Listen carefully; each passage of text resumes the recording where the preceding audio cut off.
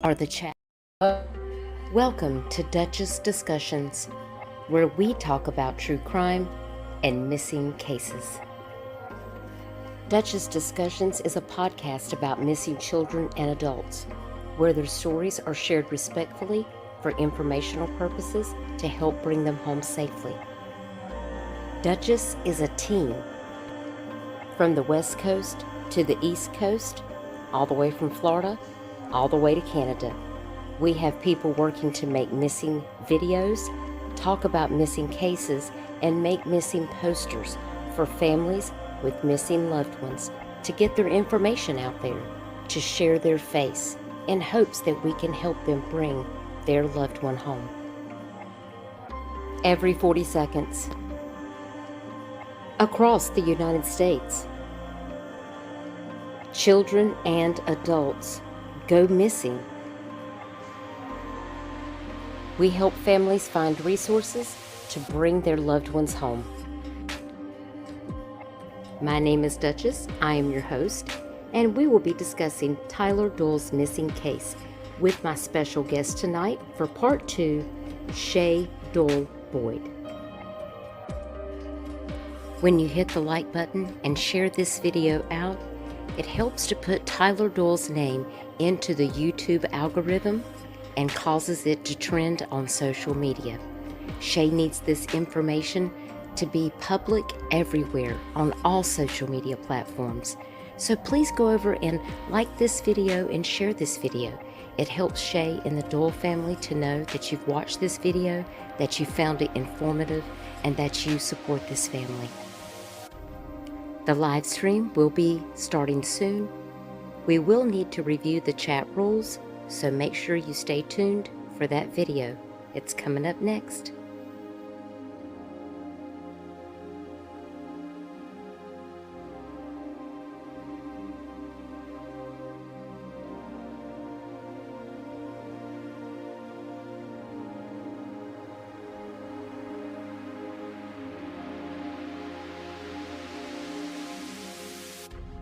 These are the chat rules. This stream is not for children, 18 plus only. Keep chat friendly and respectful. No profanity in chat. This includes your username. Please dress up your curse words. Be polite to other chatters, mods, and channel owners. Please be polite to the panel guest. Stay on topic. Bullying is not allowed in the chat. No doxing, harassment, false accusations, or hate speech allowed. This may warrant an automatic ban. This is not a dating site or a drama channel. Remember to guard personal information. This is a public chat. Ignore the trolls and troublemakers. The moderators in chat have explicit instructions about how to handle issues in the chat. No advertising, spam, or request for views, likes, follows, subscriptions, donations, spamming, scamming, etc. Please respect my rules and guidelines laid out for this live stream. First offense, your comment will be deleted and you will be given a warning. Second offense, you will be given a warning and you will be timed out for 5 minutes. Your comment will be deleted. Third offense, you'll be banned from chatting in this live stream. By adhering to the guidelines, you can make this live stream chat a safe and friendly environment to talk about this case. Don't forget to like, subscribe, and ring the notification bell. Warning. This episode contains content that may be disturbing or sensitive to listeners. Discretion is advised.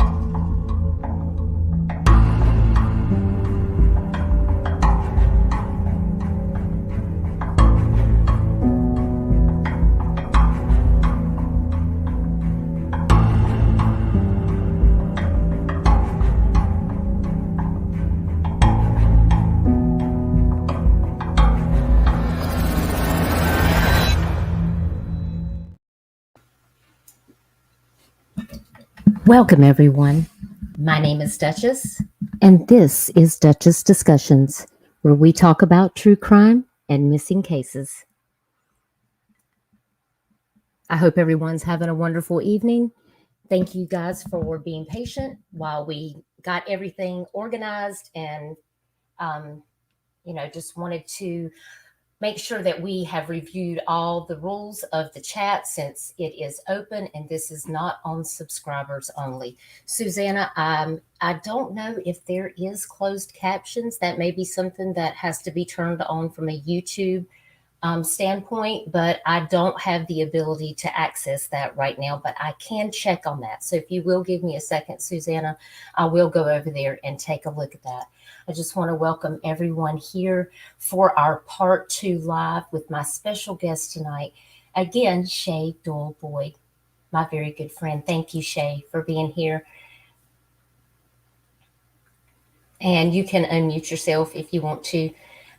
We're just going to talk about all the things that we did not get to touch on the last time because we were having some technical difficulty with getting some of the videos to be able to share.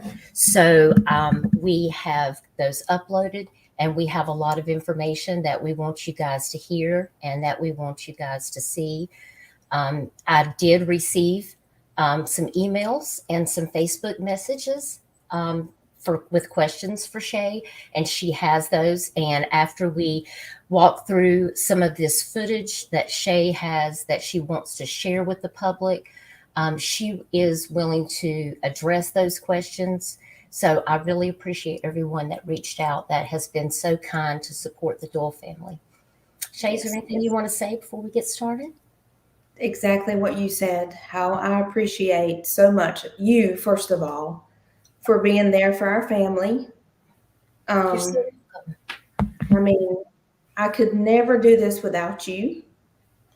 And people really don't understand how often that we talk, that we communicate every single day.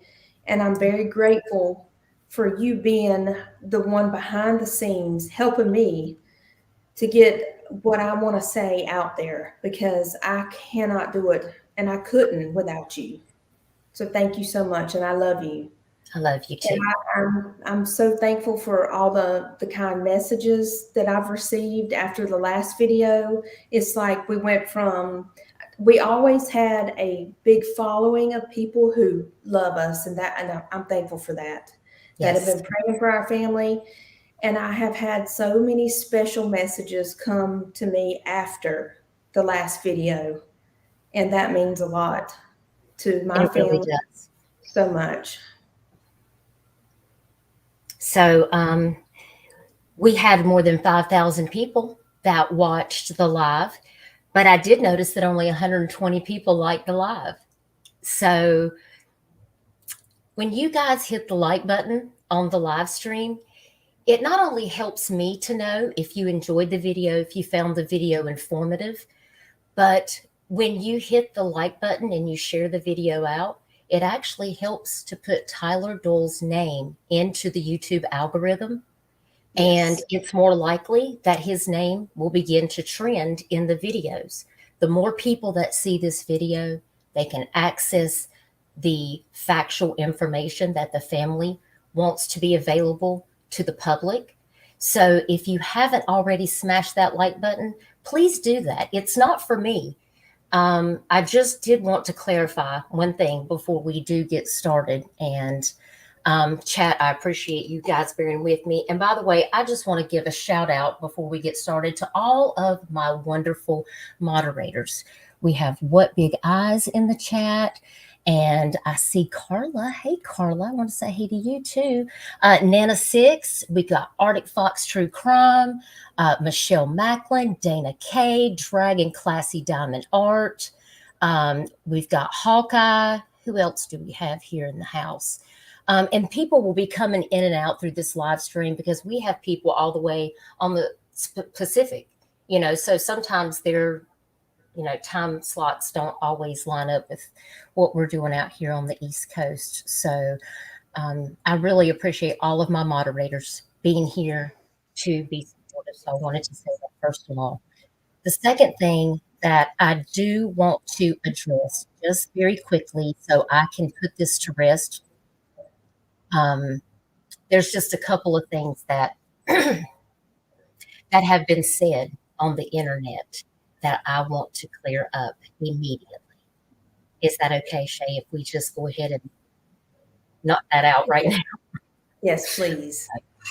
I have been sent some crazy messages. I've been sent some wonderful messages. And there's so many beautiful people out in this community that is supporting this family. However, there's some people that seem to have a problem with me and I don't really understand it. So I just want to clarify some information. I'm not here to be liked. I'm not here to gain subscribers or to make a ton of money. If anybody thinks this is my full-time job that pays my bills, they're wrong. It's not. There's not any money in being a YouTube creator. I do this because I like to help people and I want people to help families find their missing loved ones.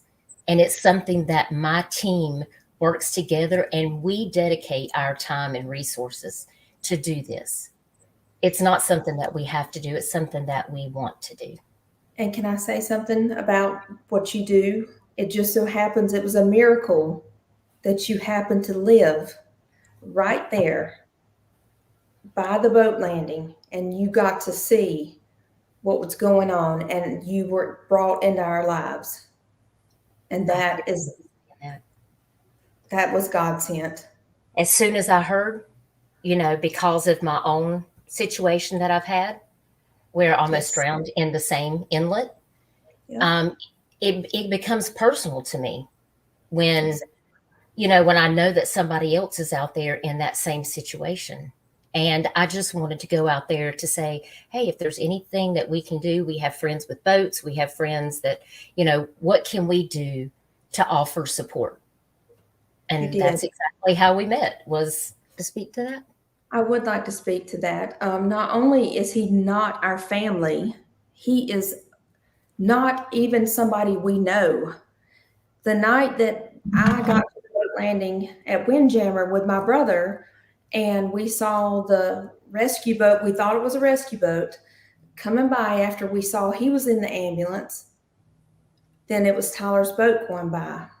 And I grabbed my brother by the arm and I went to the car. He had already got out of the ambulance. He was in the car with his girlfriend. And I actually asked him, where is my nephew? Why are you here? And my nephew's not here. We don't know him. I told him to his face, I don't know him. Never seen him before in my life until that night. And from what I understand, Tyler did not know him very well either. Maybe a couple of weeks. And I mean, if we could get him to speak, it would be nice. But, nobody's heard from him from that night forward.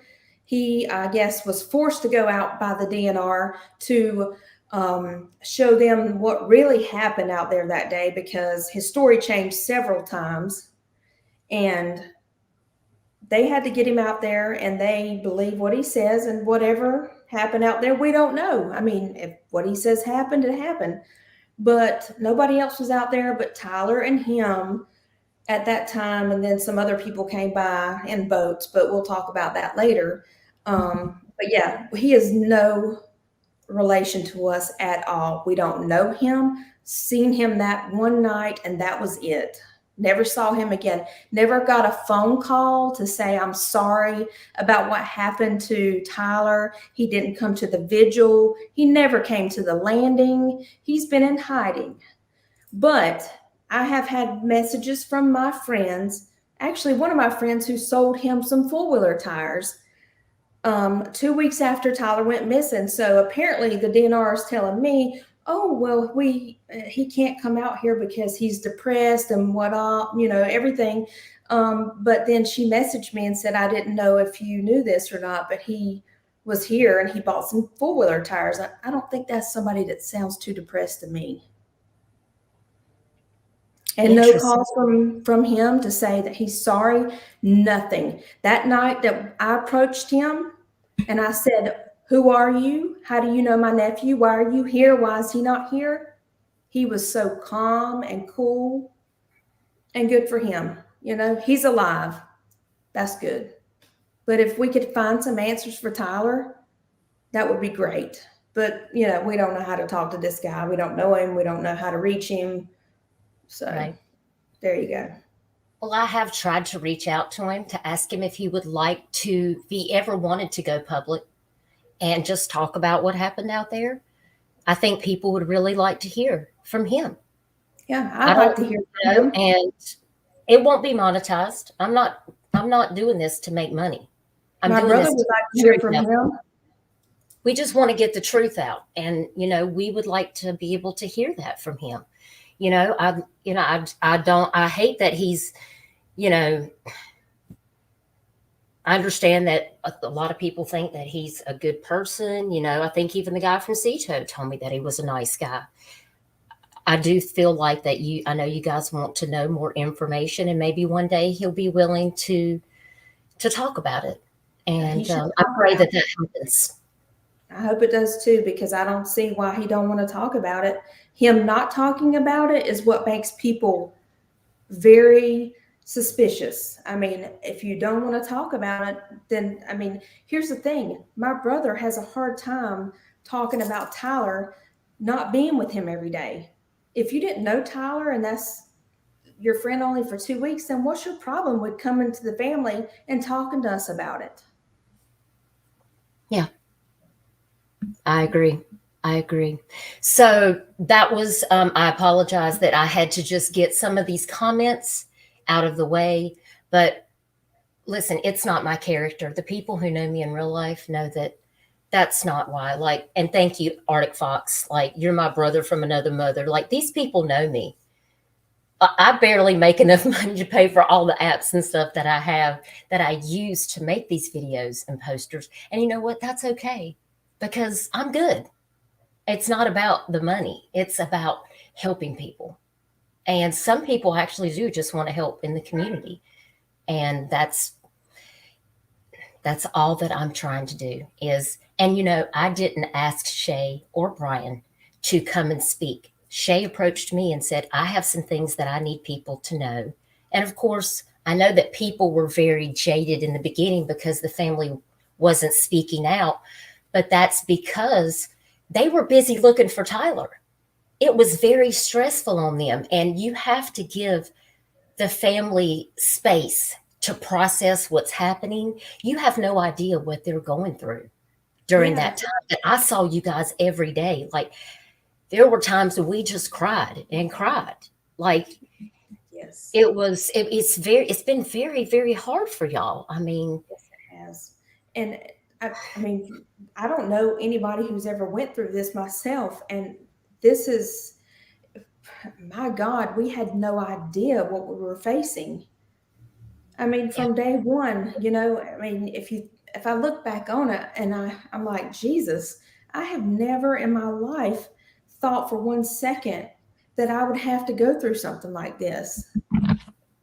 And me and my mom staying in the car that night, and every day after that, we just knew we would get answers and Tyler was going to be brought home to us. It's just been a very bad experience that we don't know how to deal with, and we are navigating through it the best way we know how. Yeah. So that brings me to, now that we have closed the door on the trolls that want to attack me, y'all just keep attacking me. If you have a problem, come to my house. If you know where I live, stop the madness and let this family get out the information that they have asked to be released. And stop trying to say that I'm making money, that I'm making a profit. There was another screenshot that said that you and I were up here just gossiping. Ma'am, this is not gossip. This is the truth. This is true. Yeah, and just like Cam Schaff said, yes, we're going to keep fighting for the truth. And it's come down to, we have had so many wonderful people reach out with other resources. And we've got a couple people on the Judiciary Legislative Committee that we're going to be talking to, because we've got questions. And we're willing to go to Columbia. We're willing to do whatever it takes in order to get the answers, to find out why DNR has handled this case in the way that they have. And that brings me to some videos and footage that I want to share with you that Sha has shared with me, that she's asked me to put into some short video clips that I wanted to share with you, so you guys could see some things that have happened during the time since Tyler went missing. And the struggle of being told that your nephew is dead, but also being told that you don't get a missing persons report.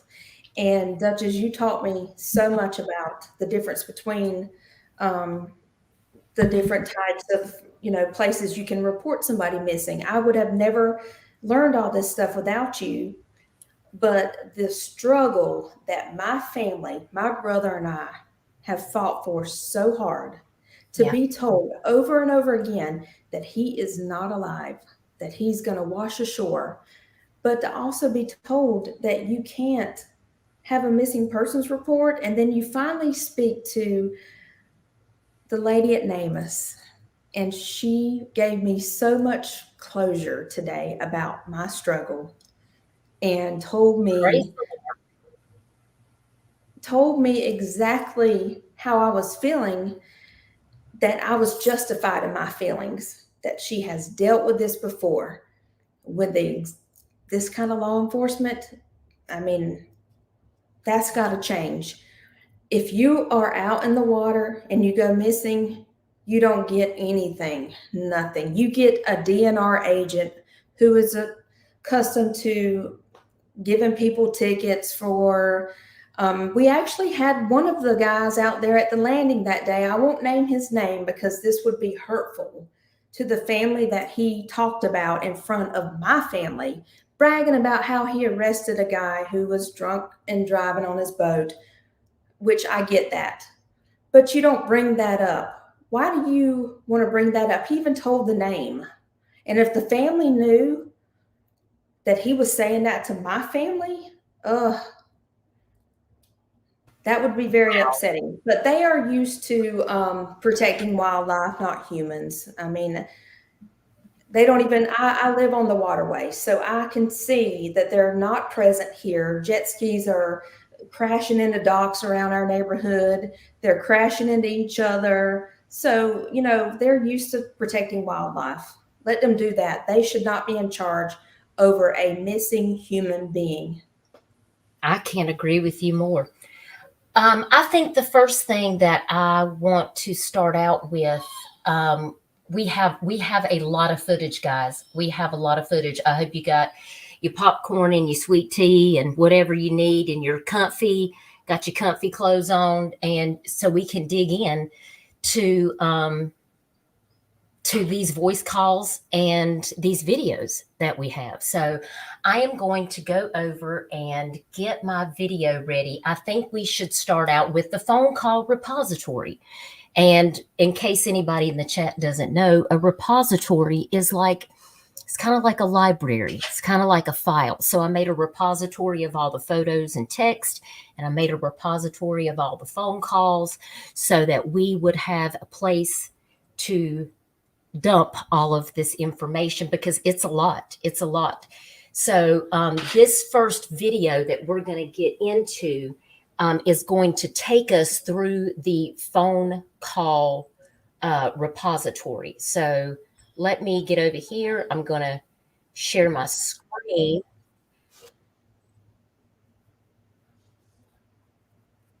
I don't know why I wanted to start playing before I got over here. My Doberman is back again. She has to be here when I'm live. She wants to talk to all of y'all because she just loves it. She loves to listen to Sha talk because she loves Sha. She's like, Sha's in there and I can't get there. Hang on, baby. She is a sweetie. Petra. Okay, so we're going to share the screen. And we're going to get over here and watch this video.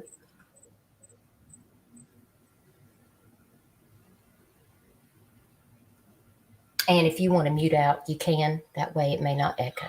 But if you want to say something, you can unmute yourself. And I think I'm going to mute myself. And if I need to stop, then I can do that.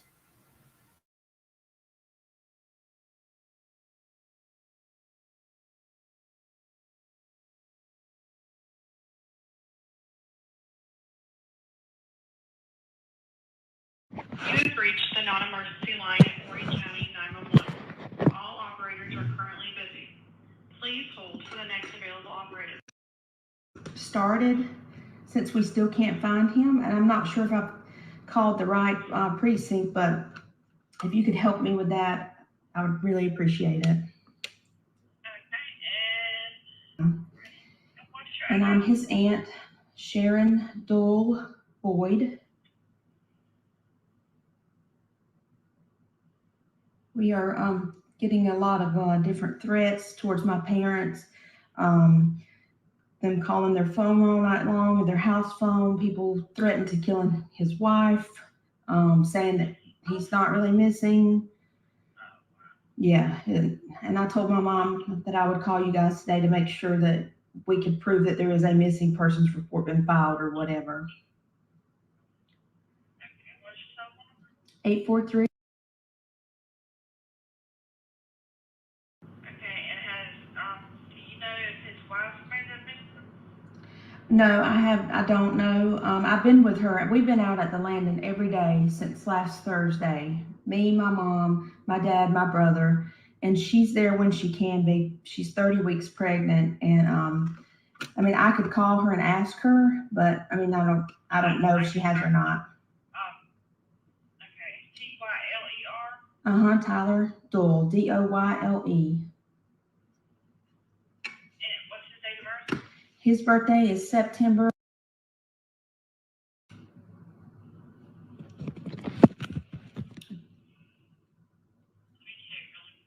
Okay. Let me make sure that's his exact birthday. I'm pretty sure it is.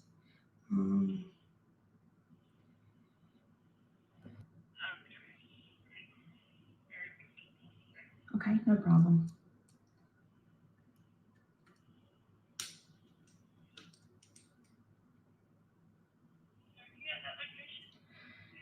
Me, no, I'm currently at my house right now, but I will be at that location in probably about an hour.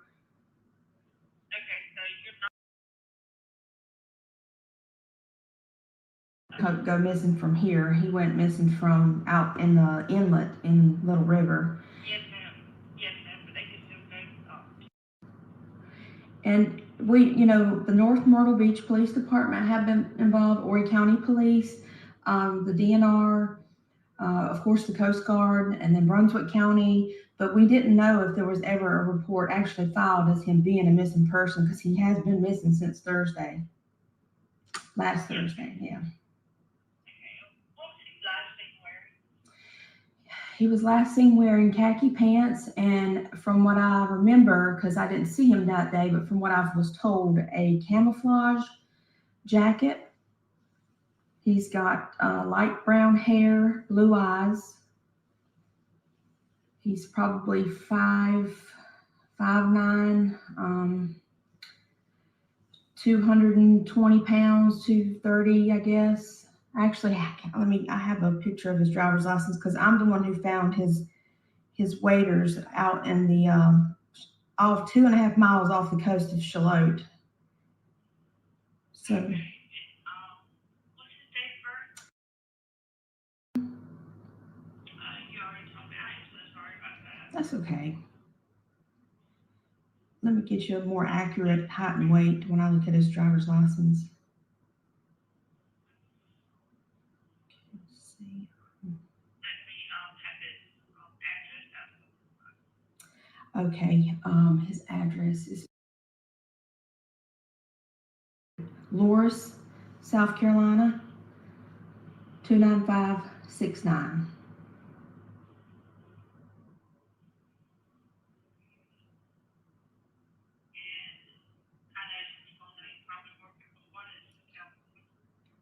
His telephone number, let me go to my text messages or my contacts. Okay.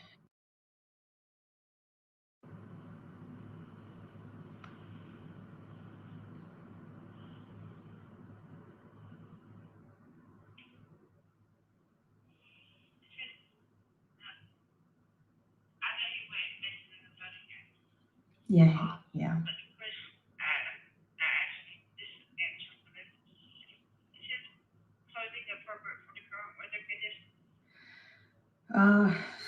I would doubt it. I mean, we went and looked at his boat. I'm the co-owner of his boat, and I went yesterday or day before yesterday to Seatow and Ocean Isle to go just to look at it and see what was left inside of it. And I took a video, and we do think that he had on the life jacket that my mom had just bought him, and it's black. It's a black life jacket. Because we counted the life jackets that were left inside the cubbies, and the black one was missing. Yes.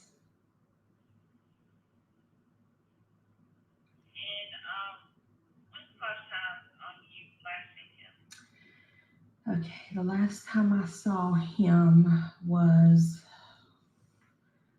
I think, I last saw him the week prior to that on a Sunday at my mom's house.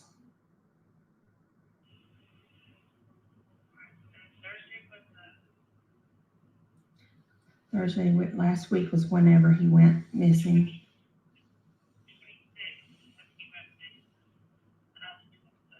Yeah.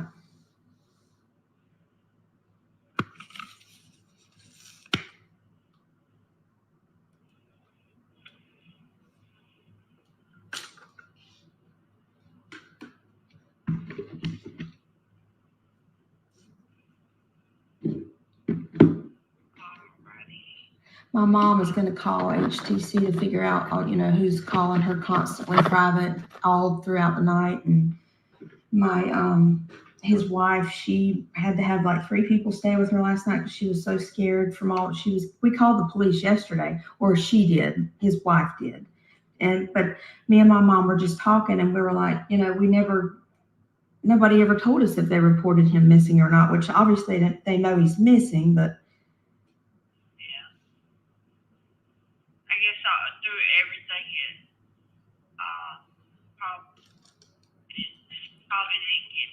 Right. It would have popped up when I ran him. Yeah. In my computer, it would have popped up if he was missing or not. Right. But this way, an officer will come out. Okay. And he's going to take the information, and then he'll be put in as missing. So, he'll go from there. Does he want to go to? Well, I don't know does he want? Because I'm going to be leaving here soon and going to the landing. I mean, do they want to go out there and talk to my mother and my father and his dad, who will be there? No, if you could just, it shouldn't be long because they ain't really nothing important unless something else comes up. Okay, so he's just going to come to my house. Yeah, he's going to come to your house. Okay. Just try to find a recent photograph of him. Okay. Which I know everybody knows what he looks like, but still. Yeah. Okay. And the officer be dispatched as soon as possible, okay? Okay. Like anything, make sure you have all the information. Anytime you're getting harassed and stuff, don't hesitate, to call us, okay? Okay, thank you for telling me that. I will definitely let the family members know, because it's been terrible. He'll be out there as soon as possible, and I'm so sorry. Thank you so much. I appreciate your help. You're welcome. Okay, bye-bye.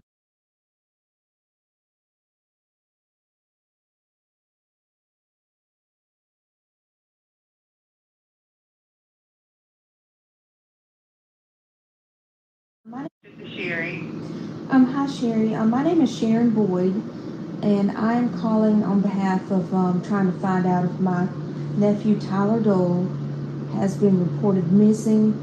I spoke to I'm not sure if you're familiar with his case or not, but he's the missing boater that went missing on January 26th in Little River.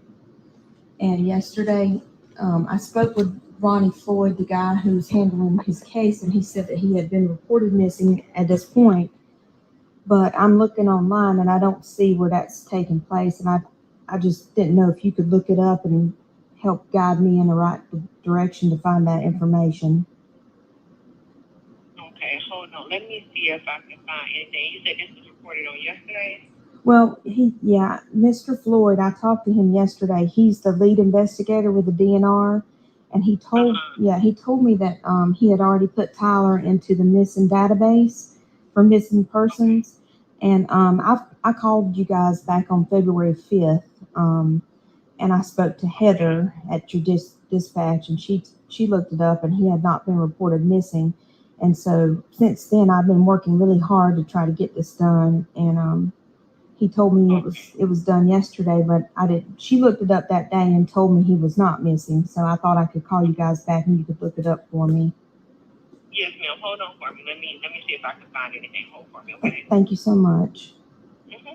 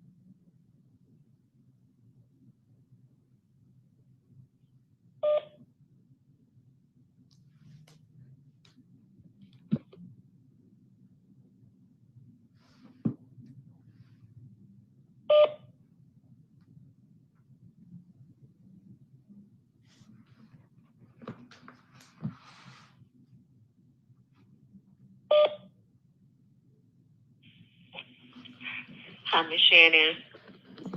Hey, I'm still Hello? here. Yes, ma'am, I'm still here. Yeah, I've checked on the missing persons, and I don't see him reported in there in our own base for NCIC reported missing. Okay, that's what I thought, because I looked online and I tried to find it, so I didn't think that he was. I hate to say this to you over the phone. I didn't think he was being honest with me. So that's why I called. I called on February 5th and spoke to Heather, and she told me she would look it up, and she did. And they were going to send an officer out here to my home so I could report him missing. But the DNR, the officer called the DNR, and they told him that he couldn't do that this was their case. And I understand that part, but I spoke to Ronnie Floyd on the phone yesterday, and he assured me that he had been reported missing, and that's why I wanted to call and check and make sure that what he was saying was true, but now I know it wasn't. But I appreciate you so much for helping me. Oh, no problem. Okay, thank you. Is that all? Yes, ma'am, that's all I needed. Okay, all right. All right, thank you so much. All right.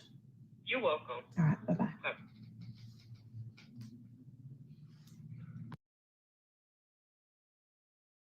North Myrtle Beach Police and Fire, Kelly. Yes, ma'am. This is Brian Doyle. I'm Tyler Doyle's dad, the kid that's gone missing. Yeah. Yes. I'm wanting to see about whether he's been reported missing or not in the system. Okay. Let's see. What's his date of birth?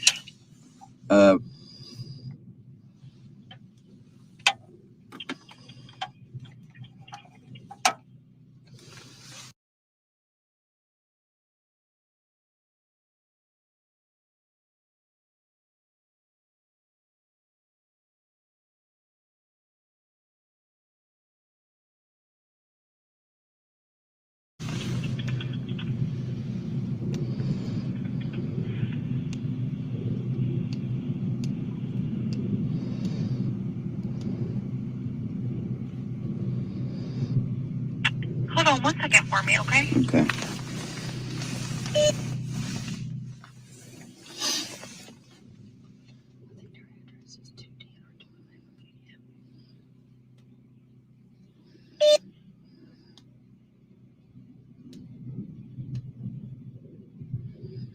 Must be some kind of note stuff on it because she put me on hold. She's going to talk to somebody over her head.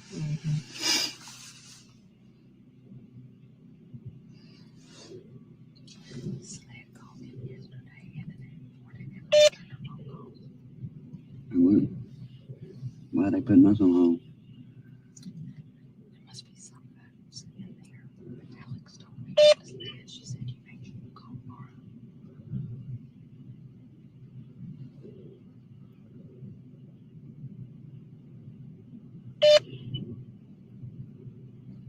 Well, this lady can go in here and put him in the bind, can't we?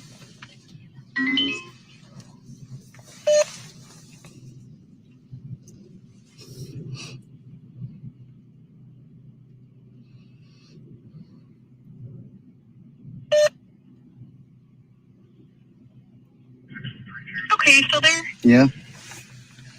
Okay, so he's not reported missing through NCIC, but it looks like where he went missing from was actually Horry County's jurisdiction, so they would be the ones that would have to do the NCIC paperwork. Do you want me to send you over there? No, we have already tried that and they sent us to you. Okay. Hold on 1 second, okay? Okay. They're trying to pawn us off on somebody else. I recorded what I called Horry County.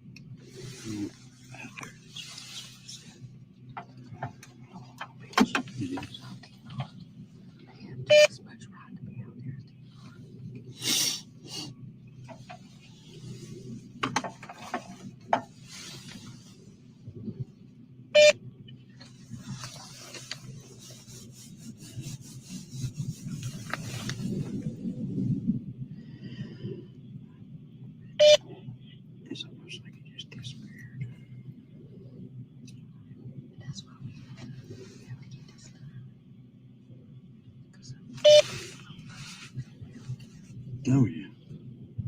They just want to get it closed, or they can go back home, eat their jelly donuts. Yeah.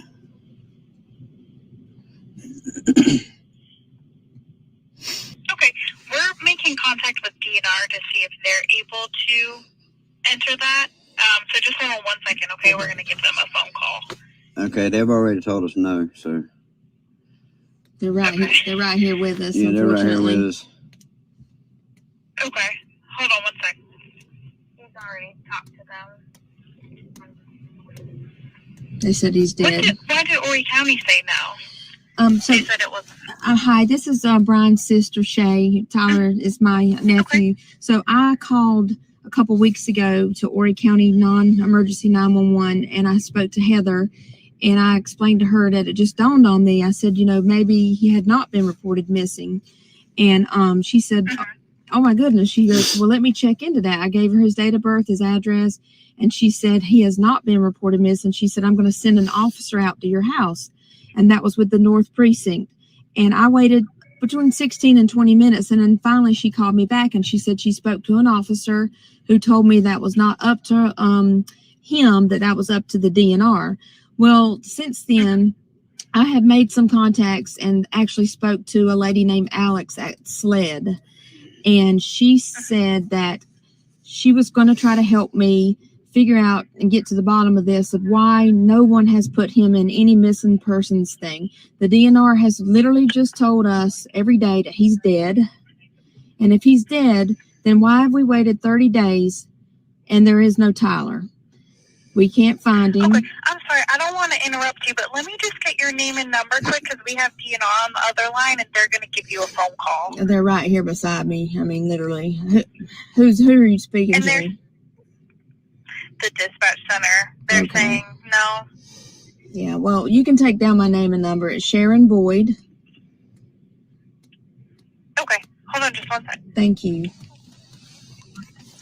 Don't forget that lady at the sled, Hannah. She didn't say. Ma'am, Yeah, what is your name? Just so I don't forget. Janine. Janine. Okay, thank you, Janine. Mm-hmm.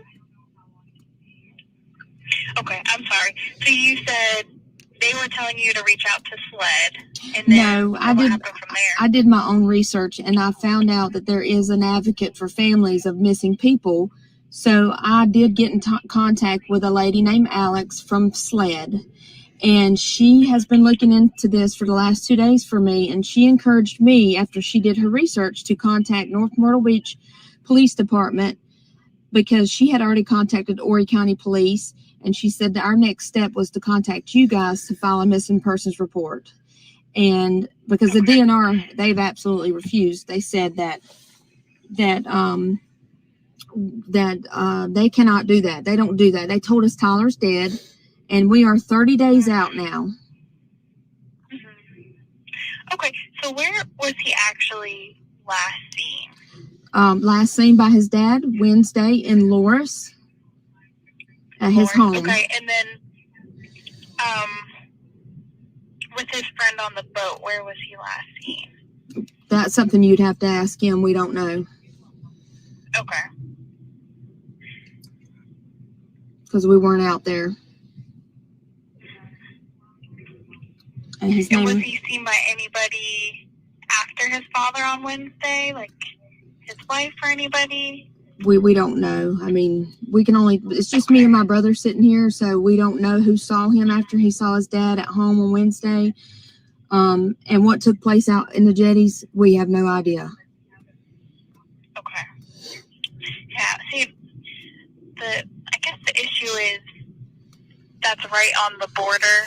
It's in the water, and it's right on the border of Horry County, North Myrtle Beach, North Carolina. So that's probably why you're getting passed around so much. Yeah. Somebody's got to take responsibility there and do it.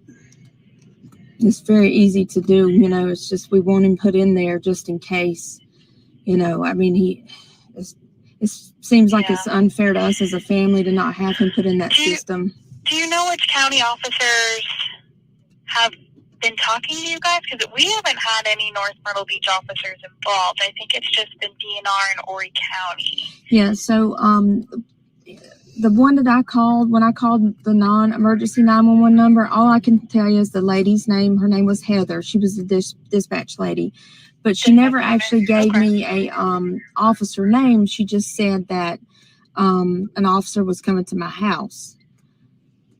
But And then they never showed? They never showed. She called me back herself and said why they weren't coming is because they spoke to the DNR, and the DNR said that they were not going to issue a missing persons report. And that's where Horry County Police said, okay, well, we just can't mark him missing either, I guess. And now we had reached out to this lady, and then she told me to call you guys. Okay. Okay. Hold on one more second, okay? Okay, thank you.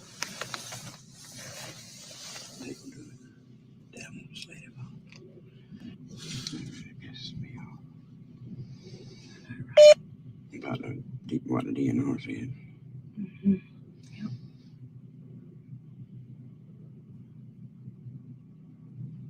I don't care if I have to go above their head and they get mad. I don't care. I'll call Maureen Martin back. He told me to call him back if I needed to. Yep. I mean, we just trying to find her boy. That's it. I mean, that putting him in there is missing if anybody happens to run across him. Right. And not a country or anything. Anywhere. First thing they're going to do is run the NCIC. Yeah. See if he's lying. What's the harm to put him in there? It ain't there. It's just a computer thing. I mean, we don't know where he's at. Exactly.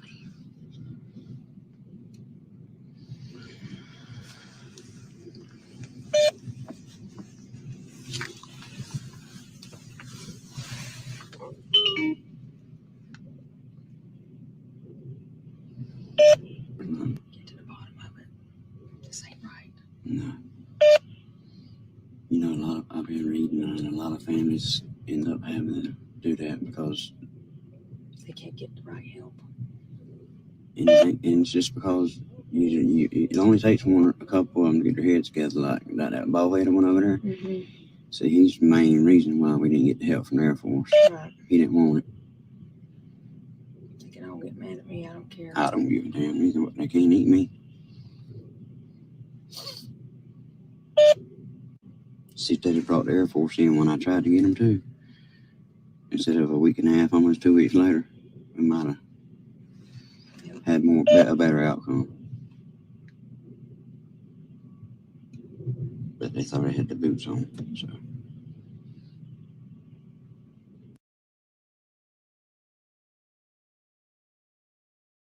Me too. Straight up saying he's dead. How unprofessional is that? We can't report him missing. More about our table. Come on. Right. That's yours. I got him out your truck yesterday. Okay. We're trying to talk to our detective and see if we can pull some strings. I just didn't want you to think I forgot about you, okay? Thank you very much. We really appreciate that. Yeah. Yeah, just hold on. All right. 1 second, okay? Okay. Yeah. I could have done that stuff. That's what it takes, the family. Takes the family. Like Brad, he ain't giving up me, you know? No. I mean, I know he's trying to get answers, you know?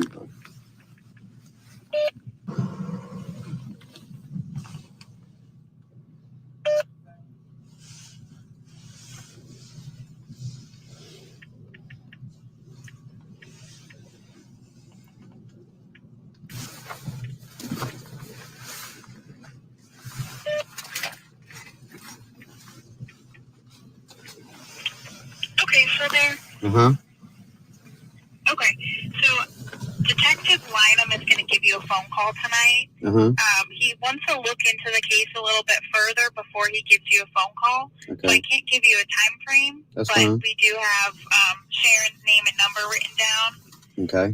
Let me get your name and number too, just in case. My name is Brian.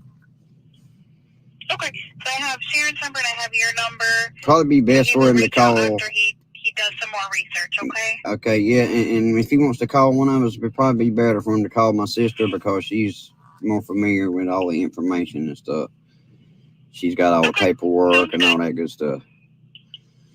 Okay. And we really appreciate your help too. Yeah, you're welcome. So just stay by your phone. I can't give you a time frame, but it should be sometime tonight. Sounds good. You have a good evening.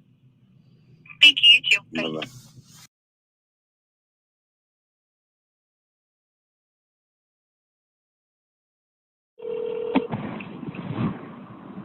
What OD?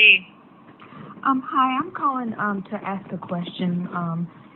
My nephew, Tyler Doyle, I live in South Carolina. He went missing on January 26th, and the South Carolina DNR has been head over his case, and I was told by the lead agent that he was going to be put into a missing persons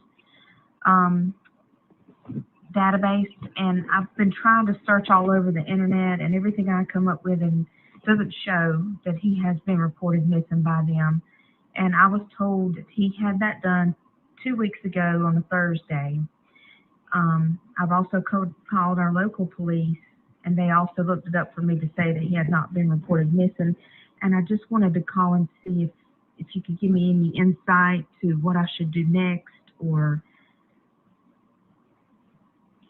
So you're in reference to Tyler Doyle. You say he's not entered as missing? No, he's not. I've called our local police department twice since he went missing on January 26th.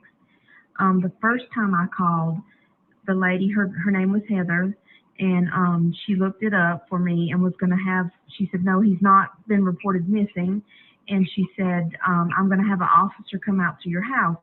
Well, they contacted the officer, and then I waited here at my house for 20 minutes, and she called me back and said that he got in touch with the DNR, and the DNR said that they had control over that case, and that they were not going to report him missing. I have had a very rough time with the lead investigator for Tyler's case, because he continues to tell me that he's dead, that he drowned in the ocean, but they have not found his body. And I just want to do anything I can to get DNA or put it out there, because, you know, he's told me it could be 5 years from now before something washes up. But I don't understand why this man, who is a law enforcement agent, keeps lying to me. I don't even know what else to do right now. So I was looking online just now, and I found this number to call, and I thought maybe somebody here could help me figure out what else I need to do.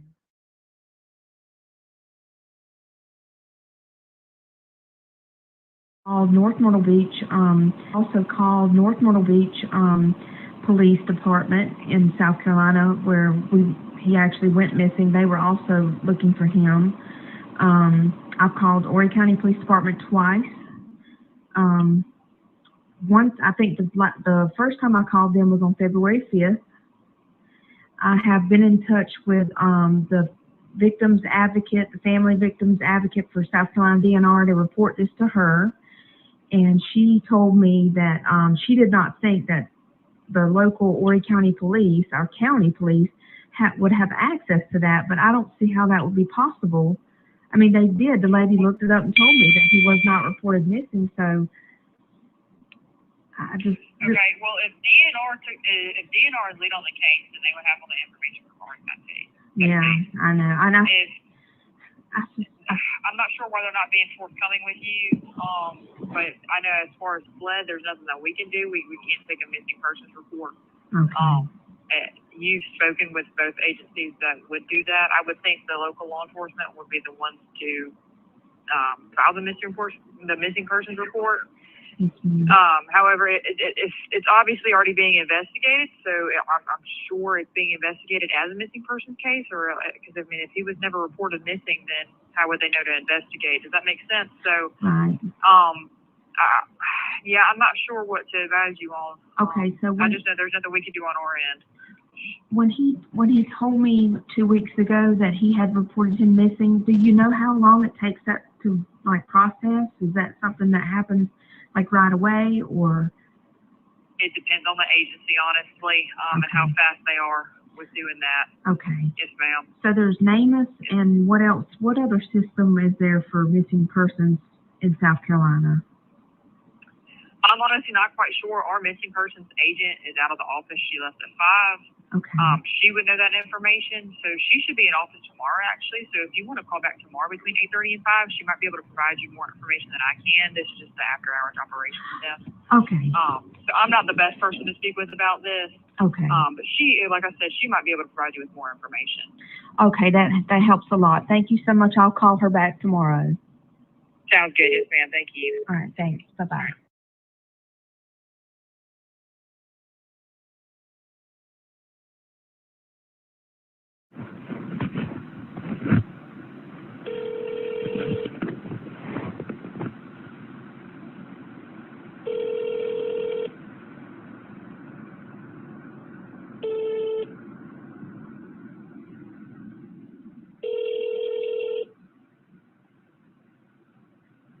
You have reached the South Carolina Department of Natural Resources Law Enforcement Division headquarters. If this is a wildlife emergency, please call 1-800-922-5431. Please select from the following options to direct your call. At any time during this message, you can press 16 to repeat the message. Press 1 for hunter boater education. Press 2 for property watch. Press 3 for marine theft investigations. Press 4 for law enforcement records. Press 5 for Lieutenant Pat Rivers. Press 6 for Lieutenant Donetta Dawson. Press 7 for Lieutenant Raquel Salters. Press 8 for Captain Steve Simpson. Press 9 for Captain Ben Thomas. Press 10 for Captain Lee Ellis. Press 11 for Colonel Chisholm Grantham. Press 12 for Lieutenant Colonel James Landrum. Press 13 for Major Gary Sullivan. Press 14 for Major Mike Isaacs. Press 15 for Major Billy Downer. Press 16 to repeat this message.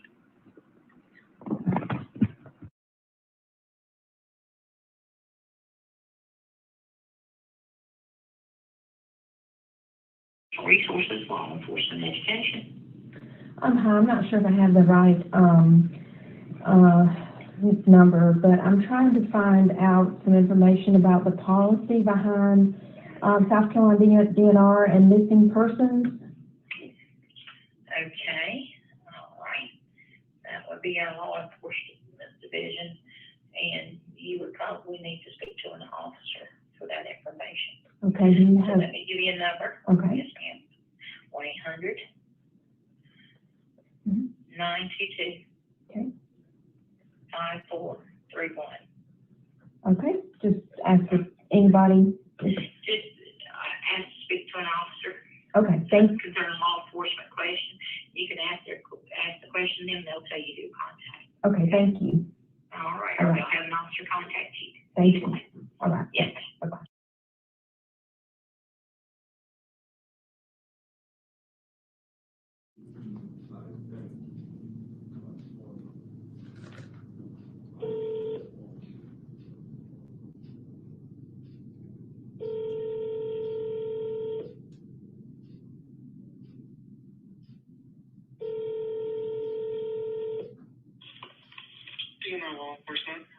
Hi, I'm calling with a question. I don't know if I need to speak to someone specific about this, but I wanted to know if the policy DNR has, once a person has gone missing in the water, as far as doing a missing persons report.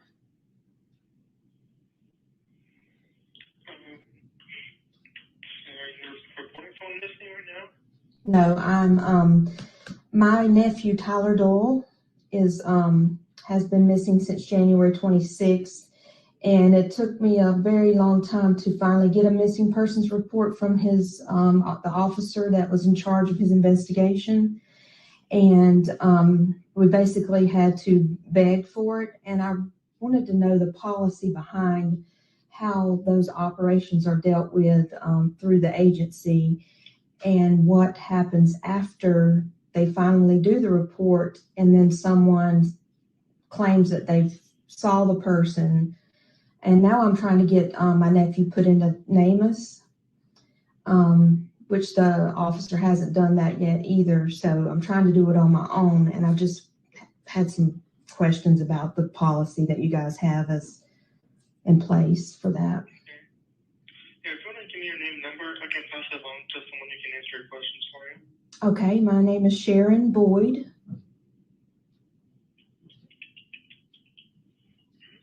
And my phone number? All right. I'll go ahead and pass it along to someone now and answer your questions for you. Okay, thank you very much. No problem. All right, bye-bye.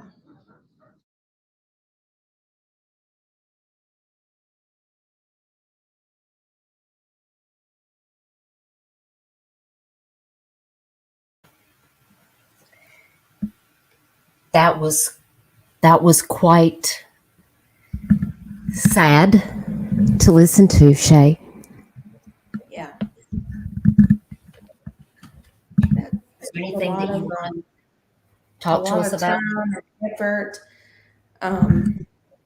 I would do anything in this world to have my nephew back with us, and that was all I could do. Is we had friends coming out looking for him in their boats, taking time off work. My cousin Shane taking 2 weeks off of work to come out and look.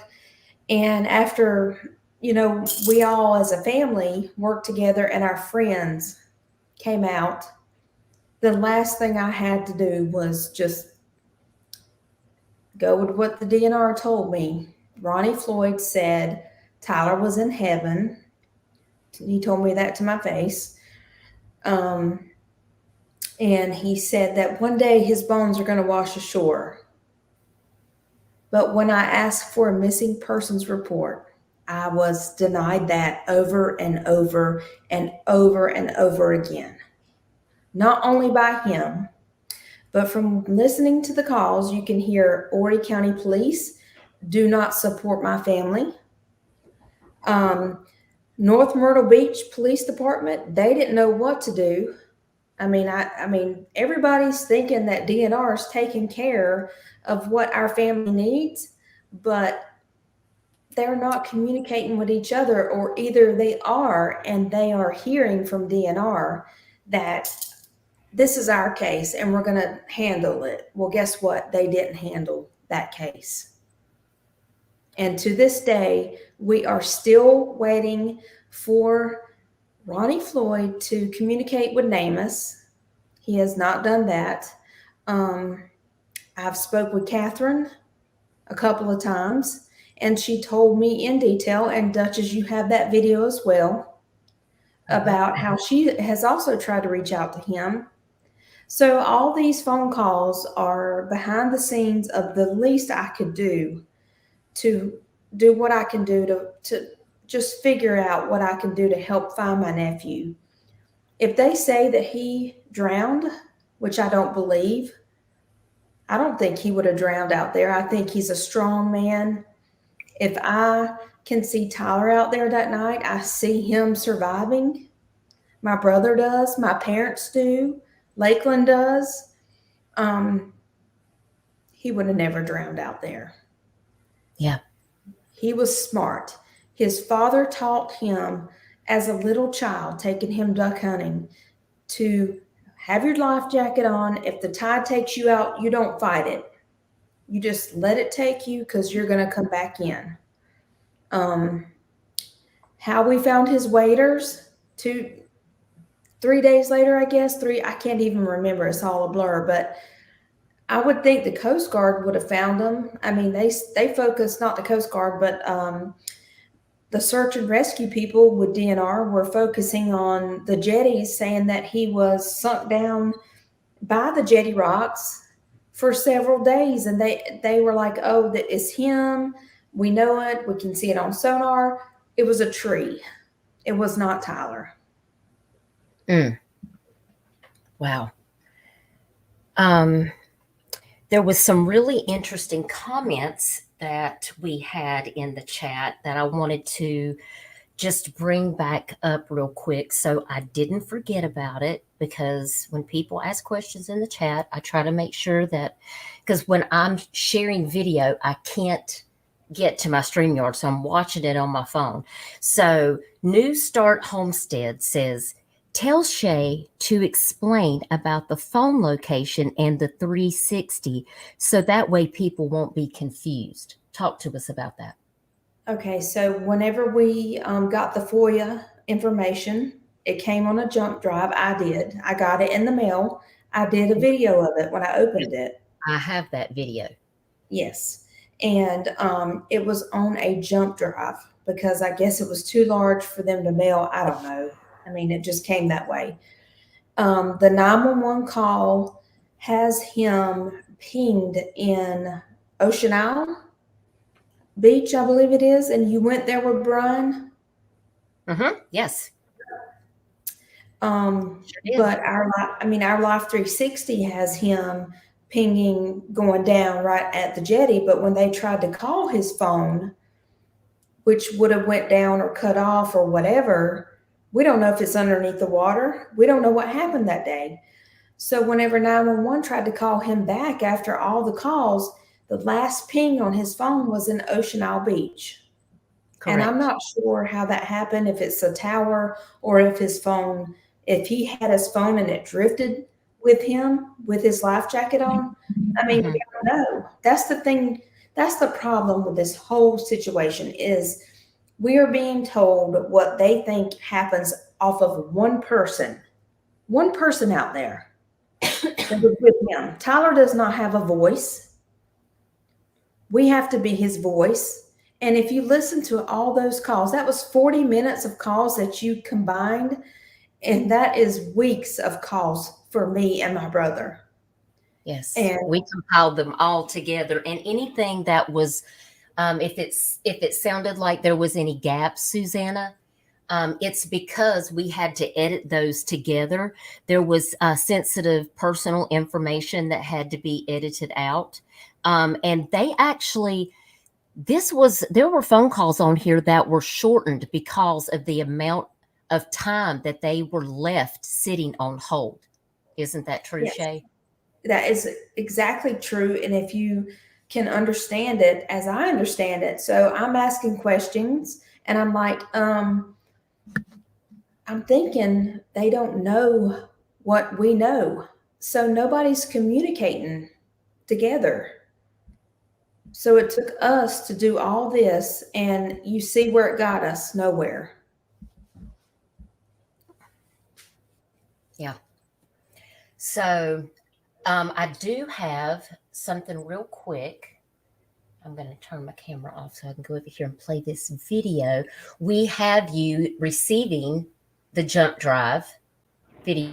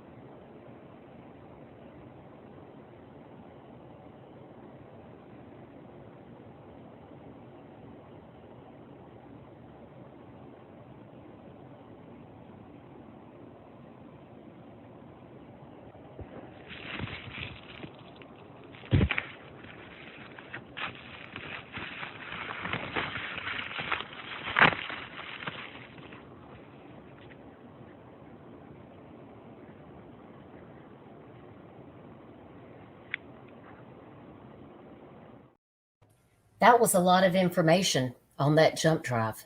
It was. They and sent everything. Friends and you and anybody who else wants it, just send me an email. Shay, SHABOYD 742 @gmail.com, and I will share it with you.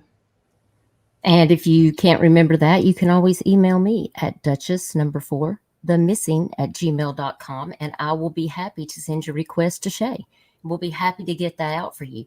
Now, when I sent my FOIA request for the calls, when we had done that particular live stream, the one where everybody was dragging me in the other Facebook groups, saying, well, she didn't even know Shay was the other 911 call. Well, we talked about that last time. That was because when I asked you about it, you just had forgotten about it. And we talked about that. But I had not received the actual FOIA on those phone calls. And they didn't mail it to me like that. They just sent it in an email. I thought I was going to have to pay something, but they actually didn't have me to pay anything. I do have another video of your Namus phone call. Can I play that real quick? It's pretty short. It's like a minute. Okay, let's watch this real quick. So I just wanted to let everybody know that I think at week 2 of Tyler going missing from January 26th, I started asking for a missing persons report. It took Ronnie Floyd until March 14th, 2023 to actually get that done, because prior to that, he actually refused to do it because he said Tyler was dead. How he thought that we would find out, who Tyler was when his bones washed ashore is what he told me, without us putting him in a missing persons report is beyond me. But I guess he just doesn't know what he's doing. So as of today, I did get him put into Namus. It will be pending, once again, South Carolina DNR, who has not done their job. Ronnie Floyd, the investigator. It took the family to get this done. Sad. Somebody just made a comment whenever that video was playing, and I liked that comment. It was about the 911 call and the statement from the child or kid or whoever he is that was out there. Yeah. I agree completely, and that is exactly why our family is upset. Yeah. Yeah, because that did happen. Christian in the 911 call said that he didn't see Tyler. But in the statement that we read, Ronnie Floyd clearly says that Tyler was holding on to the bow of the boat. And I'm like, well, it can't be both. Can it? And I mean, right. because you would have said that, right? Right. And he also said in the first 911 call, when he was calling, it sounded like he was on the boat. A boat sinking, but he was not on the boat, according to him. And like I said, nobody was out there but the two of them, as far as we know. I know Camshaft asked a couple of good questions, and I see Arctic brought that same question up again. They want me to show the pictures of the fuel line that I posted on my community page.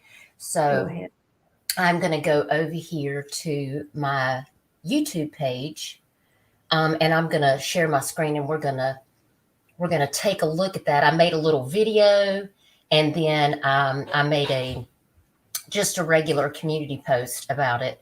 So we are going to watch that now, and we're going to talk about it. If you are a boat mechanic, if you work on boats, you work on boat motors, and you would like to come up and talk to us about this and talk to the public and give us, a mechanic standpoint opinion as a boat mechanic, we'd like to hear from you. Please reach out to me on email. You can find me on Facebook at Dutchess Discussions. You can find me on Twitter. You can just send me a message.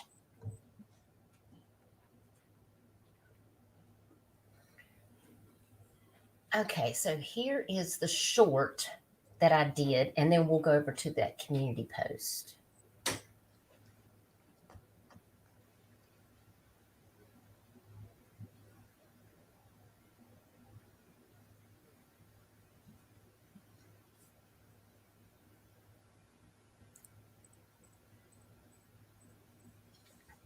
Tyler could not get his boat motor to start after dropping his hunting partner, which was Christian Holden, off on the jetty.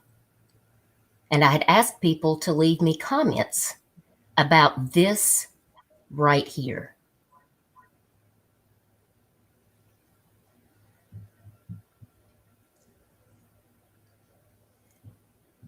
Can everybody see that?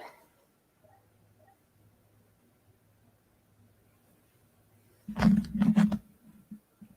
can see it. Now, it looks like you got some wear and tear down here on the bottom. I think in another picture, we actually had that circled. I've had people say, yeah, there's signs of dry rot. I've had a couple of boat mechanics tell me, well, if the outside is starting to take on wear and tear, it can look like a cut, but it could just be a break in the line. You felt like that Tyler would have noticed an issue like this and that he wouldn't have went out on a boat if he knew that this was the situation. Talk to us about that. I do feel like that. He's very smart. But I also understand that he loved to go duck hunting. I've got a Ring doorbell video that his wife sent me that day. He was excited to go. I don't know if this happened after the boat was hitting the sandbar. I'm not sure. And that's the problem that I go to bed with every night. My brother, my mom and dad, I'm sure Michelle does, Myrna, Milton, Lakeland, going to sleep every night with her newborn baby without Tyler. We are all laying in bed at night just trying to figure out what happened out there that day. You don't get to tell us that he is dead and he drowned. And end of story. I look at this and I think, why did somebody else not investigate a little bit further? Why did I have to get in Ronnie Floyd's truck and write my statement? I told him, I said, I'm going to go to my car and write my statement because I needed to think about exactly what I wanted to write about that day. I wanted to give much detail to it. But whoever TJ Brown is, who's TJ Brown? That's what we want to know. TJ Brown, let us know who you are. Because Ronnie Floyd said that you never came to him, or he claims that you would not come anywhere near him to give your own statement, to write it. So he wrote it for you. So who are you? And why did Christian call you before he called 911? And who raised a child to call a friend that was nearby when he claims he could see his friend sinking in a boat? That is what our family wants to know. That's what his daughter's going to want to know one day. His wife wants to know. His grandparents on both sides, his parents, me. That's what we want to know. Who raised a kid to call a friend that lives in Little River to come help his friend, supposedly, that was sinking in a boat first before they called 911? That's what we all want to know. And I have known they can all call me because I don't give a shit. Bring it on. I'm at that point right now where I'm ready to challenge anybody and everybody, and I can prove it 100%. Some woman said she saw Tyler a month ago or 2 weeks ago. I can't remember. Yeah, it was like 2 weeks ago. Yes, and I made sure I had her handled. So bring it on. Let this family know what you know and why. And I want to know who TJ Brown is. I want to know why Ronnie Floyd allowed him to do he wrote his own report for him. You tell me how that's allowed. I don't understand either. He says he couldn't get down there to write his own report. Well, if he lives in Little River, how far can it be? I mean, he couldn't get a hold of him. I mean, come on, please. Give me a break.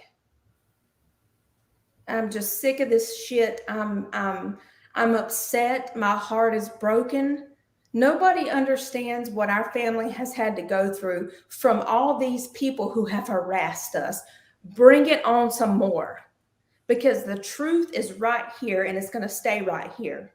And if you can help us come find Tyler, bring that on too, because that's what we want to know. We want to know what happened to him. We want to know the truth. We got nothing to hide. We've got somebody that we love dearly that we want to bring back home. We just want him to come back home. We want answers. And whenever the DNR in these phone calls, you can hear that obviously nobody, and if I look on the reports that I've got from my FOIA information, I mean, was 911 not communicating with North Myrtle Beach Police and Fire and Rescue, Horry County Fire and Rescue? CETO was out there. I mean, how come it took the family to find all the stuff that we found and fighting to this day? And you call 911 non-emergency every week, Shay, and you get nothing. Nobody knows what's going on.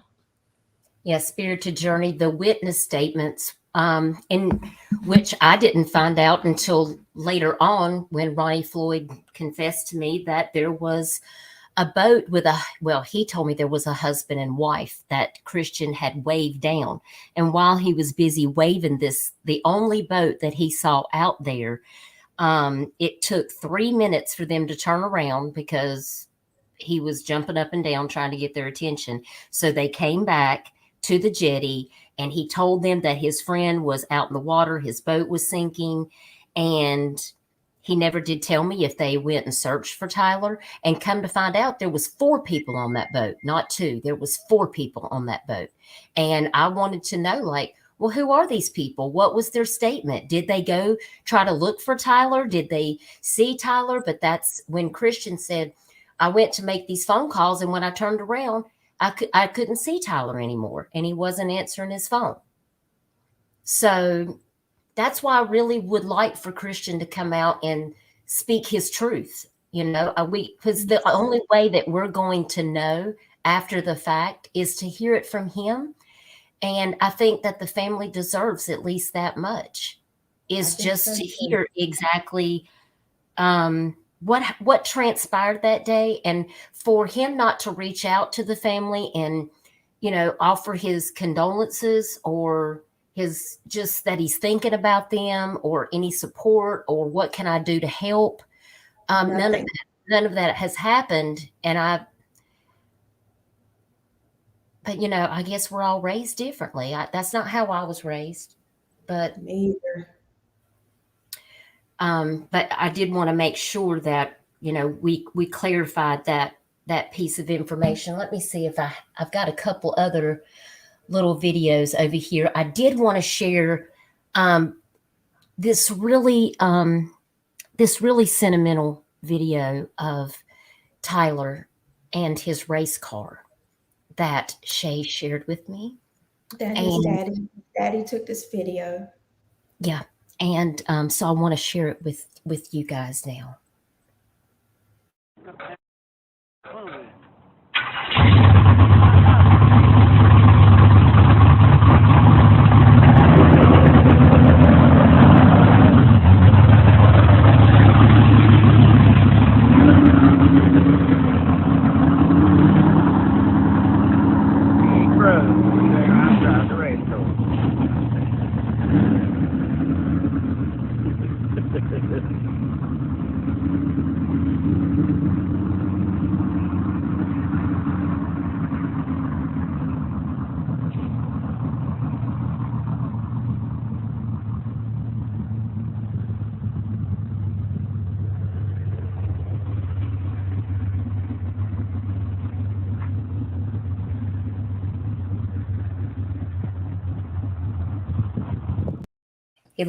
He loved racing, didn't he, Shay?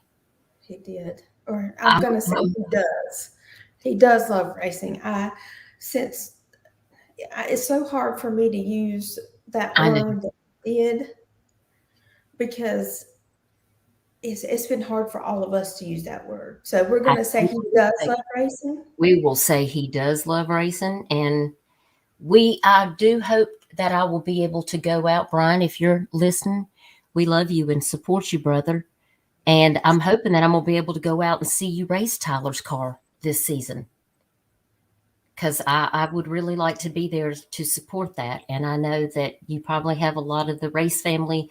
I know Camshaft is here to support you also, Brian. So if you're out there listening, we sure do love you. And we're thinking of you, and we're praying, and we're going to get answers.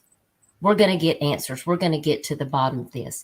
This is another quick clip that you shared with me, with a couple of different little times that you went out searching on the jet ski. And it's just a couple of short clips that I put together of ones that you sent me. So you want to take a look at that? Yeah. Okay.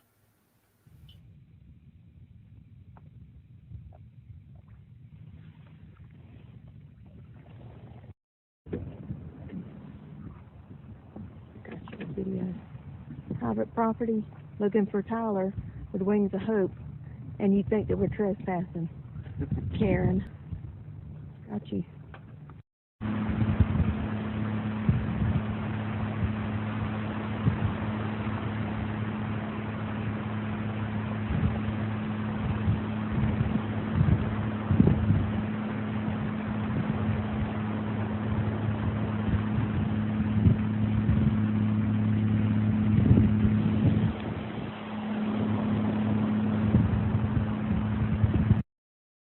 That day. So tell us about the jet ski. Was that the day that y'all ran in the oyster beds? Yes, it was. I'll never forget you calling me and you're like, you're never going to guess what happened to us. Yeah, so unfortunately, Chad, he's okay with this. We took his new jet ski, brand new, and we were out searching, and there was a place we wanted to go look at, and Brian had some binoculars. He said, take me right here. I'm going to get off and go look. And that really wasn't the first time that we ran into the oyster beds. We actually were able to get them out. And we were able to go searching day after day after day until we took it to Sunset Beach and put it in there. And that's when we really got stuck. And it still worked, but it just didn't go very fast. But that's what me and my brother have been doing. When we were even on that same jet ski out in going to Bird Island, we passed South Carolina DNR, and I thought they recognized us. So we slowed down. And they asked us a question about a boat that was leaking fuel. And I was like, what in the world? I thought they were going to ask us something about Tyler. And they were out there looking for a boat that was leaking fuel. They were not out there looking for Tyler at all.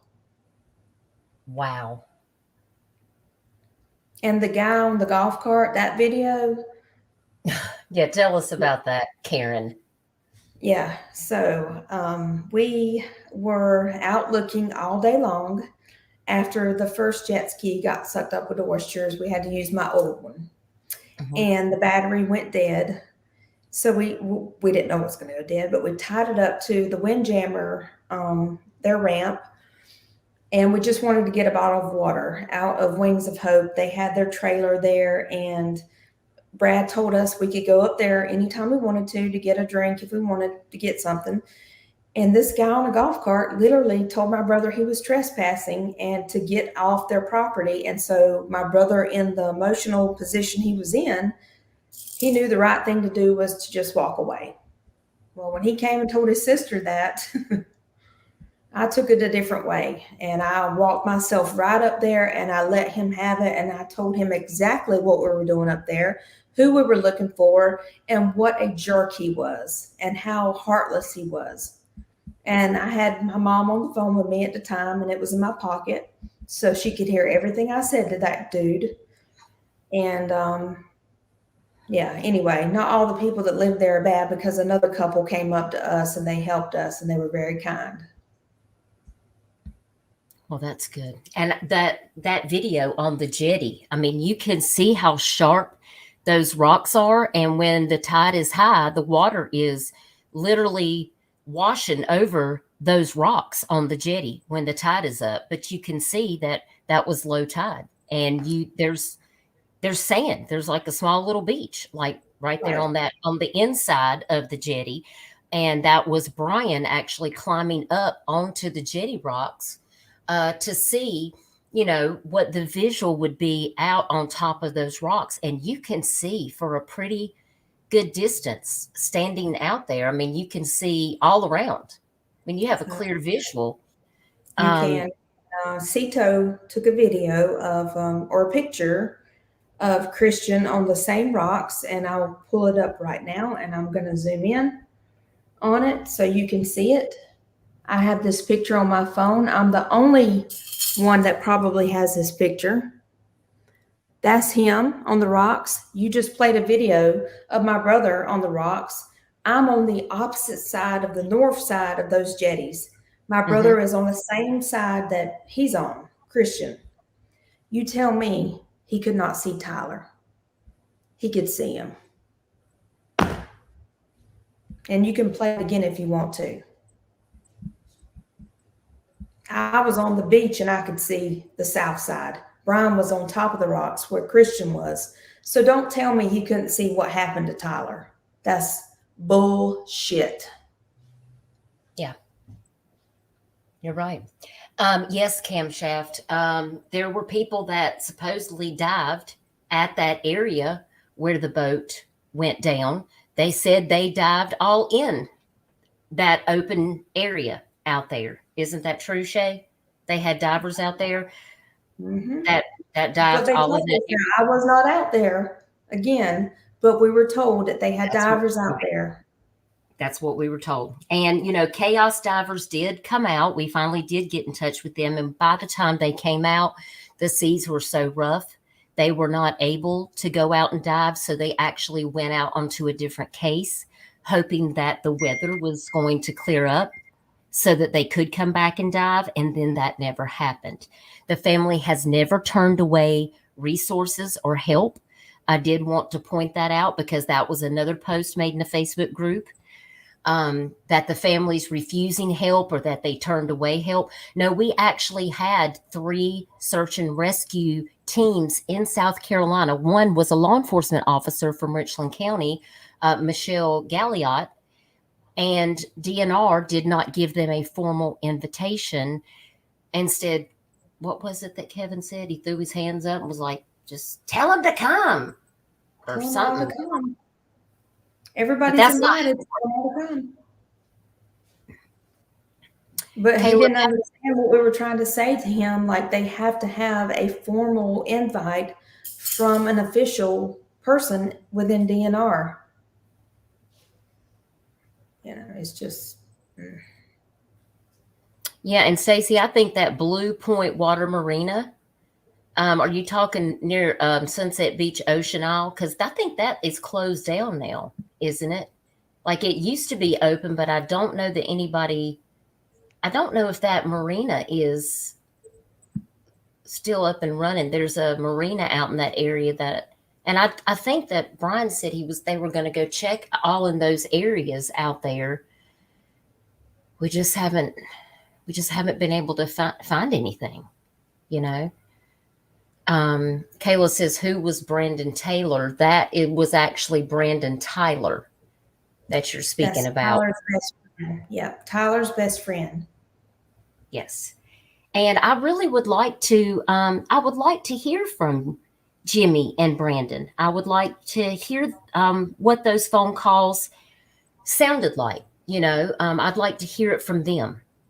Exactly what happened when Tyler called them that day. I think that would really help set the scene for many people because no one has actually heard that information, you know, from them. And, you know, Brandon or Jimmy, if you're out there listening and you ever want to come up and just tell us about those phone calls, I know the family wouldn't have a problem with it. And you don't have to show your face, or you can just call me on the phone and I can hold your call up to the microphone. I think people would really be interested to know exactly what happened. I think I can speak a little bit for both of those guys. So Jimmy Long, he is actually our family. His mom is my mom's first cousin. He is an outstanding guy. He's a good person. He searched as hard as he could for Tyler. Brandon is Tyler's lifelong best friend and loves him so much. And I know Brandon did the right thing that day. I know that when he talked to Tyler, he told him what to do, and then he called who he needed to call to get help. But I would love for Brandon to be able to tell us that all of us that too. But we love both of them, and Tyler loved Brandon so much. Yeah. That was his very best friend. And Stacy, yes, the docs are still there. So that's the area that was searched, and there wasn't anything that I was made aware of. I didn't actually go myself. We searched a lot of different areas, but that wasn't one of the specific areas that I went to. But I was told that they were going to go search near that area, because I remember somebody asking me about that. And of course, we have Carol. Hey, Carol, thanks for being here again. That's my Aunt Carol. Yep. Tell them, Shay. You're like me. Yep, that's my dad's sister. Thank you, Aunt Carol. Thanks for being here, Carol. I'm so glad to see you here again. I appreciate you coming over. She's a Doyle. She's one of 9 of my dad's siblings. And listen, you were there. Nobody needed permission to come, but everyone said they did. He said they would not invite because they would be held accountable for them. Really? That doesn't make any sense. So you're going to be accountable for them. So you're going to deny the family help from Spartanburg, Search and Rescue, South Carolina, from a law enforcement officer who trains human detection dogs and police dogs, and another search and rescue in Hilton Head Island. That makes no sense to me. Thank you, New Start. She knows. User 56. Well, we're assuming that's what happened because Tyler made those phone calls. That's why those phone calls are critical. Tyler made how many phone calls, Shay? 4? Yeah, he did. And I have that from his wife, and we know that he made those calls. We have his Live 360. I saw his phone records. I saw him leaving. I've got the Ring doorbell videos of him leaving his house that Lakeland sent me. So I know he was out there. I would think that he would be. Brandon would not ever not tell us the truth. He is his best friend. And so, Brandon works for a local place that works on boats. Yes, so that was probably the reason why he called him, because he's thinking, okay, well, maybe Brandon can tell me what I could do to get out of this situation. It just worries me that the first reaction is not to call for help, because you don't know when things are going to go from bad to worse, Yeah, and Tyler, he was he's very strong. He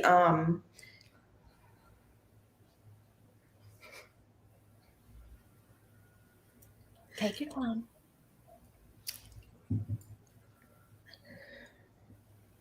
The phone records show that he was on the phone with Christian Holden for 20-some minutes. Wait, 20 minutes?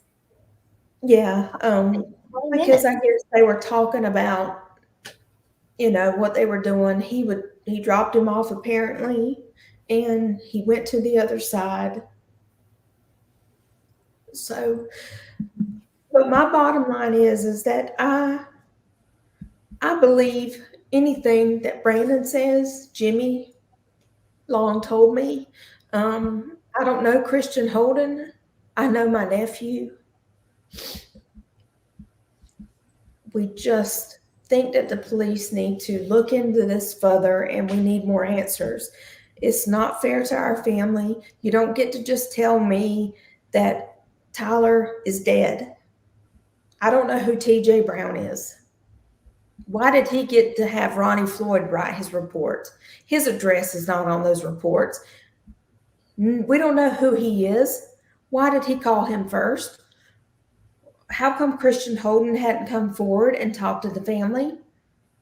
It's just not, I just don't understand it. None of us do.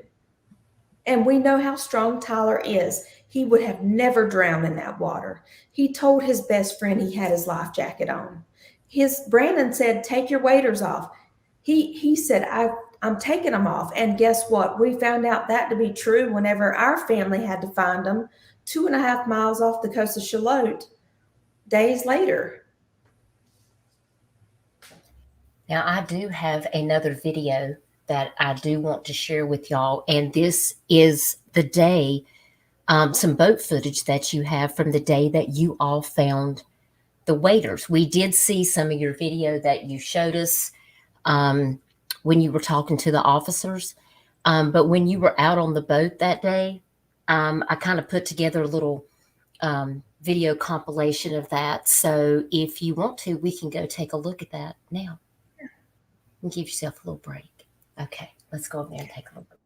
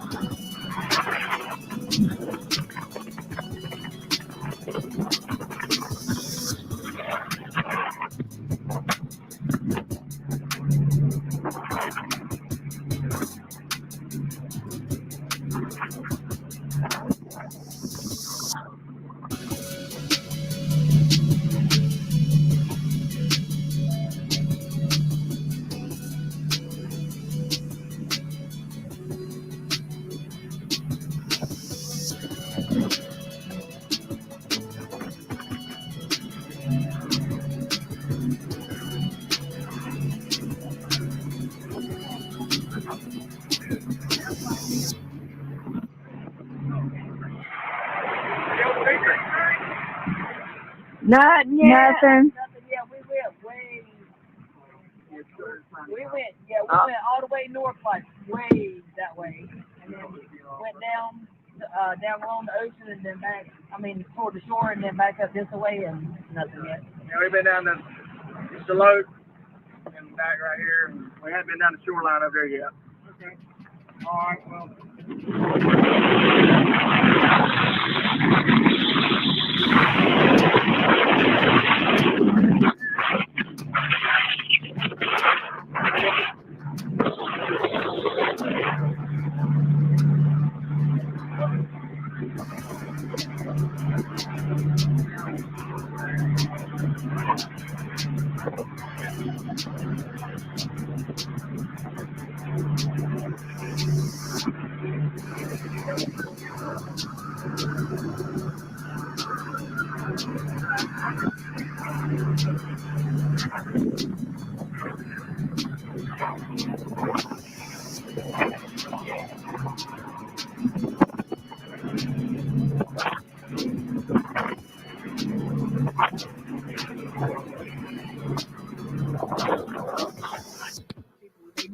night that he had 3 life jackets, and in the boat there's still 2. So there's 1 life jacket missing. Yeah. So if he was smart enough to get the waders off, then he could have had it. And I mean, he could be out here floating somewhere. He could be.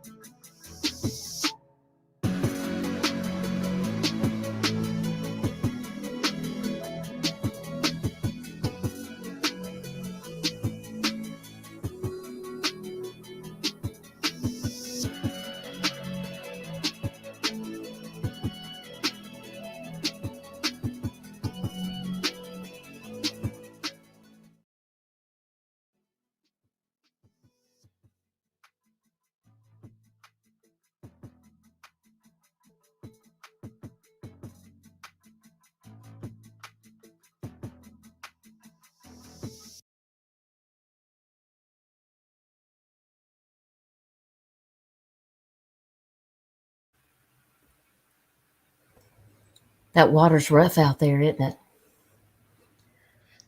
It was on the way back. Yeah, and it was cold. Freezing. It was. That was the hard part. It was so cold that day. Let me ask you a couple of questions. They found Tyler's wallet in his waders, and in my opinion, and I just want to get some feedback from you and the chat, a man doesn't leave his wallet unless he's panicking, unless he knows that he's in a situation. I would agree. He would have never took them off and knowing his wallet was in there. Yeah. I mean, he took them off because he was panicking. He took them off because he knew he had to save himself for his family. He had so much to live for. We don't care about his wallet and his gun and that stupid boat. And he knows that. So I know why he would have took those waders off, threw that gun and that phone out, and just took his life jacket and put it on and did what he had to do to save his own life. He knew his family had his back. Yeah. My second thought process is this.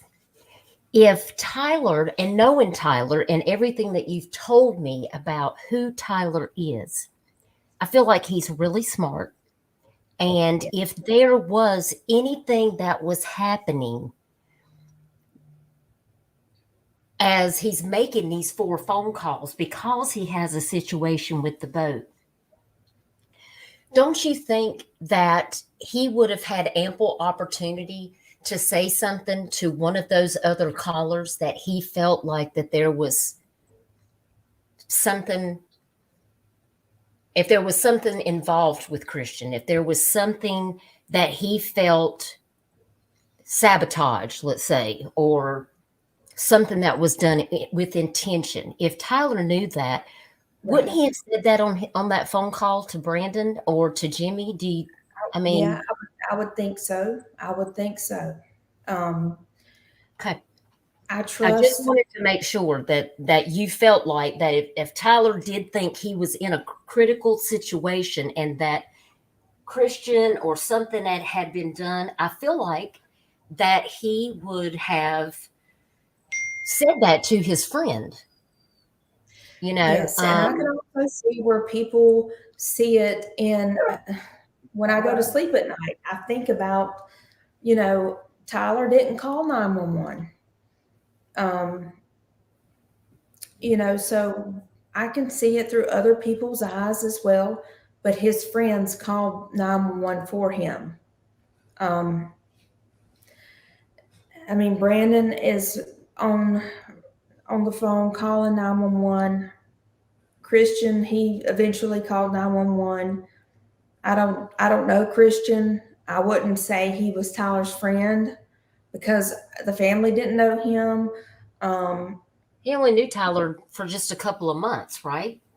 I don't even think it was a couple of months. I do know that it wasn't very long because, Lakeland was pregnant and she wanted Tyler to be home, but she had to deal with this new person in Tyler's life who was constantly encouraging him to go duck hunting even more.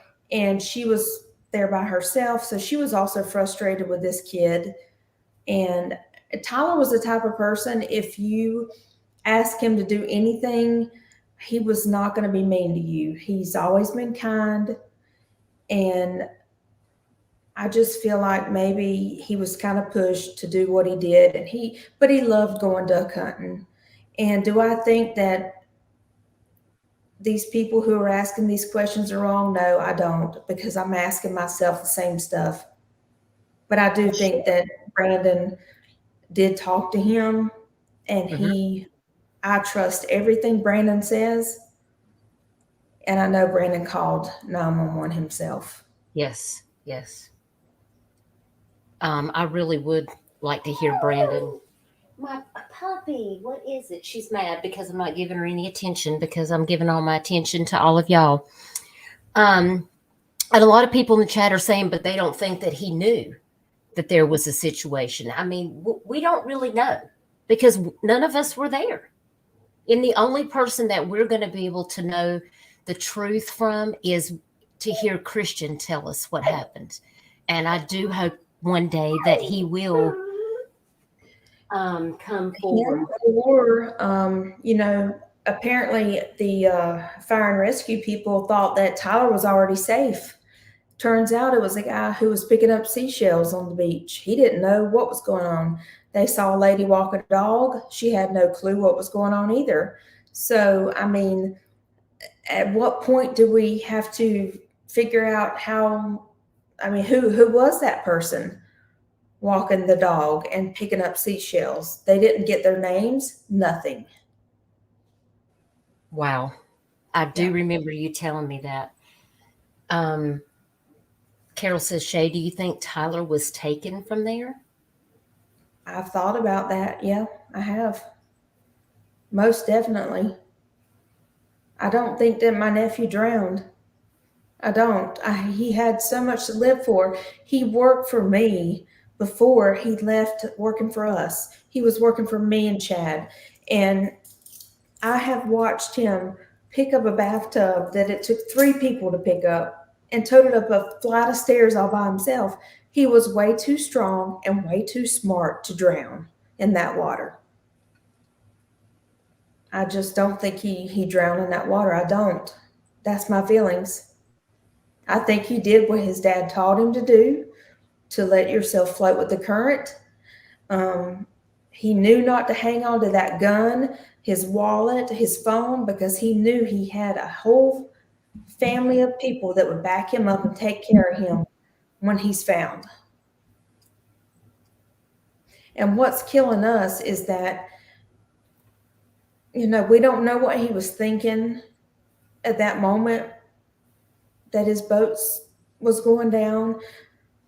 All we know is that we've got pictures, we've got phone calls to go by. That's all we've got. That's it.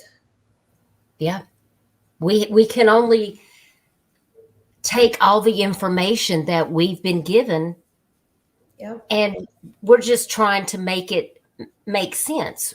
And that is why Shay and I we want to talk to everyone. We want people to hear, people that are willing to speak on what they do know, because it's so important to be able to put all of this together. And also to bring out the truth. Tyler is not alive in Mexico, and he's not on vacation or living at the racetrack in a camper or any bizarre situations. Like, the whole conspiracy theory has really driven this case off course. And I think what really made me angry was when Ronnie Floyd gave the quote. Number one, he said that the family was blaming it on Christian and said it was his fault. And that's not exactly what transpired. The family just wanted an explanation. They wanted to hear what he had to say because they couldn't wrap their mind around how this made any sense. And for him to Remember go what out I told and say you? that about y'all was disgusting. It was very disgusting. And you know what I told you and what I said to him was hunting accidents happen all the time. That's right. What if he accidentally shot Tyler? I mean, I didn't know. I was just asking questions. And I have every right in this world to ask any question that I want to, and I will until I get the answers that I want. And you see what I've gotten. Yes, Nothing. and that is your right, that you should be able to ask those questions. And if there's nothing that is suspicious, or if there's nothing that happened that day that Christian is involved in that warrants him to be worried about that, there should have been no reaction to that. He should have understood. What's he so scared of? I mean, come on, tell us what you know. I mean, why is he scared of our family? We're not going to hurt you. We just want to know what you know and what you saw out there. I think he don't want to speak up because he don't want us to know what happened out there. I can understand why you would feel that way, because I think a lot of people feel that way, which is why, I reached out to him and I offered him the opportunity. He has my phone number. He can give me a call if he would like to get his story out there. I don't want people beating up on him if he decides to put his story out there. I want him to feel like he can say his story and know that people are going to listen. But I'm also going to be listening to compare what was said in those 911 calls. Because I think until he does speak, we're not really going to know. And, I've seen what big eyes a couple times say, how does Christian know Ronnie? Well, who knows? Because Christian is a hunter. He's probably had a run-in with Ronnie Floyd too, just like Tyler has. Because that's what they do. They're game wardens. They're fish and wildlife. They give tickets for littering. They check to see if you got your fishing license and your hunting license and all that good stuff. But be over a missing persons investigation? No. I just don't feel like they have the protocols and training in place to have the DNR to be the lead investigator on anything that involves a human life. No, this is a prime example, what we've laid out here tonight, about why the Doyle family believes that and why they wanted everyone in the public and the people that are here watching this live stream tonight, they wanted you to know. But in order to get that information, well, they had to be silent at first. It takes time to accumulate all of these phone calls to know exactly how something is going to play out. Now, where do you stand with the Namus situation as of today? Tell me about that. Tell me about Ronnie Floyd and having to sign off on the Namus paperwork. What happened with that? I think he was going to get some paperwork, but he was going to bring it to you. Oh, he was going to take it to my parents' house. And of course, my mom, if she's not with me right now, but she told me that he called her and said that he was going to bring it to the house on a Saturday. And I was like, what? Bring paperwork? All he has to do is call Catherine with Namus. She's been waiting on him to call her. That's all it takes. She'll send him a document to do an electronic signature to get that NCIC report, and it takes 5 minutes. But he can't even do that right. And you have that video of when I called her, and you're welcome to play it right now if you want to. Okay. Let's go over and let me find that video. You Play guys, it so everybody can hear it. Let me see here. This is me. I was getting out of my car, going into work with my husband. Let me see if I can find. I've got that Namus video uploaded, and we'll play that. And she's so sweet. I was getting out of my car. I had my hands full, and my phone rang, and it was a different area code. And I was like, "This is somebody I need to get inside and video, because I've been trying to capture all these videos of what I've had to go through to get where I want to go with Tyler. And I caught the tail end of what she had to say to me, but it was the best part. Yeah. Okay. Well, let's go and we're going to take a look at this Namus call, which I put out on a separate video drop. So if you haven't seen it, we're going to take a look at that video now.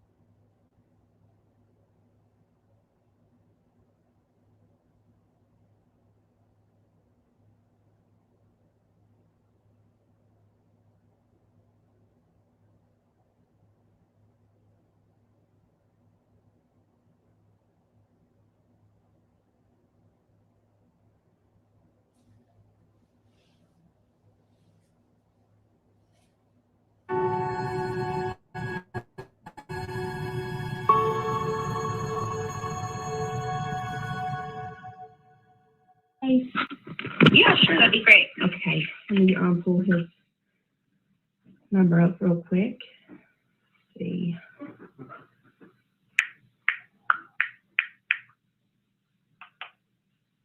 Okay, his name is Ronnie Floyd. Okay. And he is the lead investigator for Tyler's case, and his phone number is 843.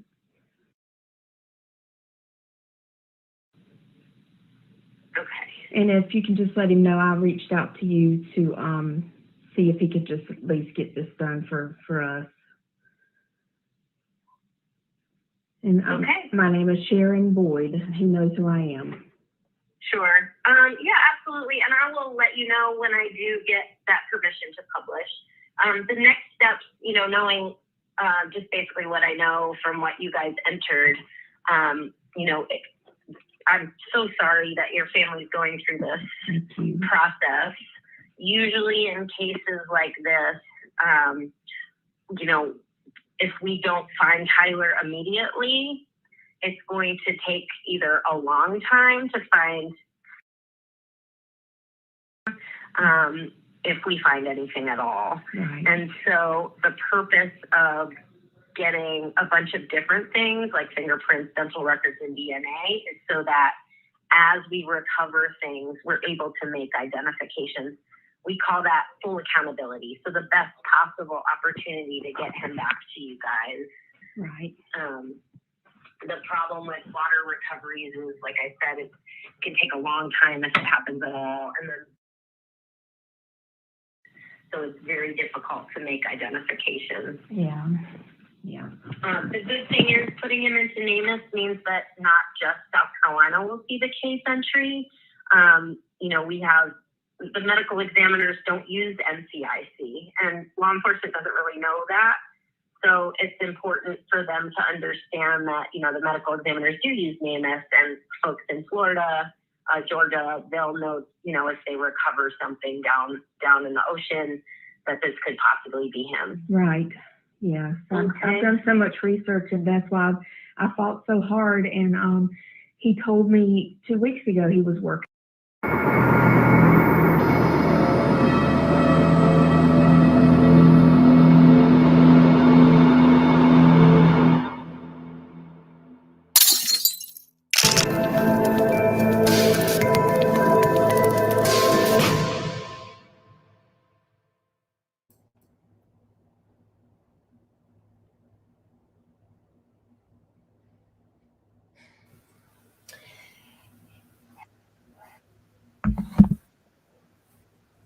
Oh, hang on. We got something playing in the background. Oh, somebody doing some Bullhorn Betty stuff. Had to stop that. Good Lord. We don't need that right now. You don't even want to know. If you have a case, you definitely don't want Bullhorn Betty on it. Ask anybody in the chat. Mods, talk to Shay. Let her know that I am not Bullhorn Betty. I just want to say that.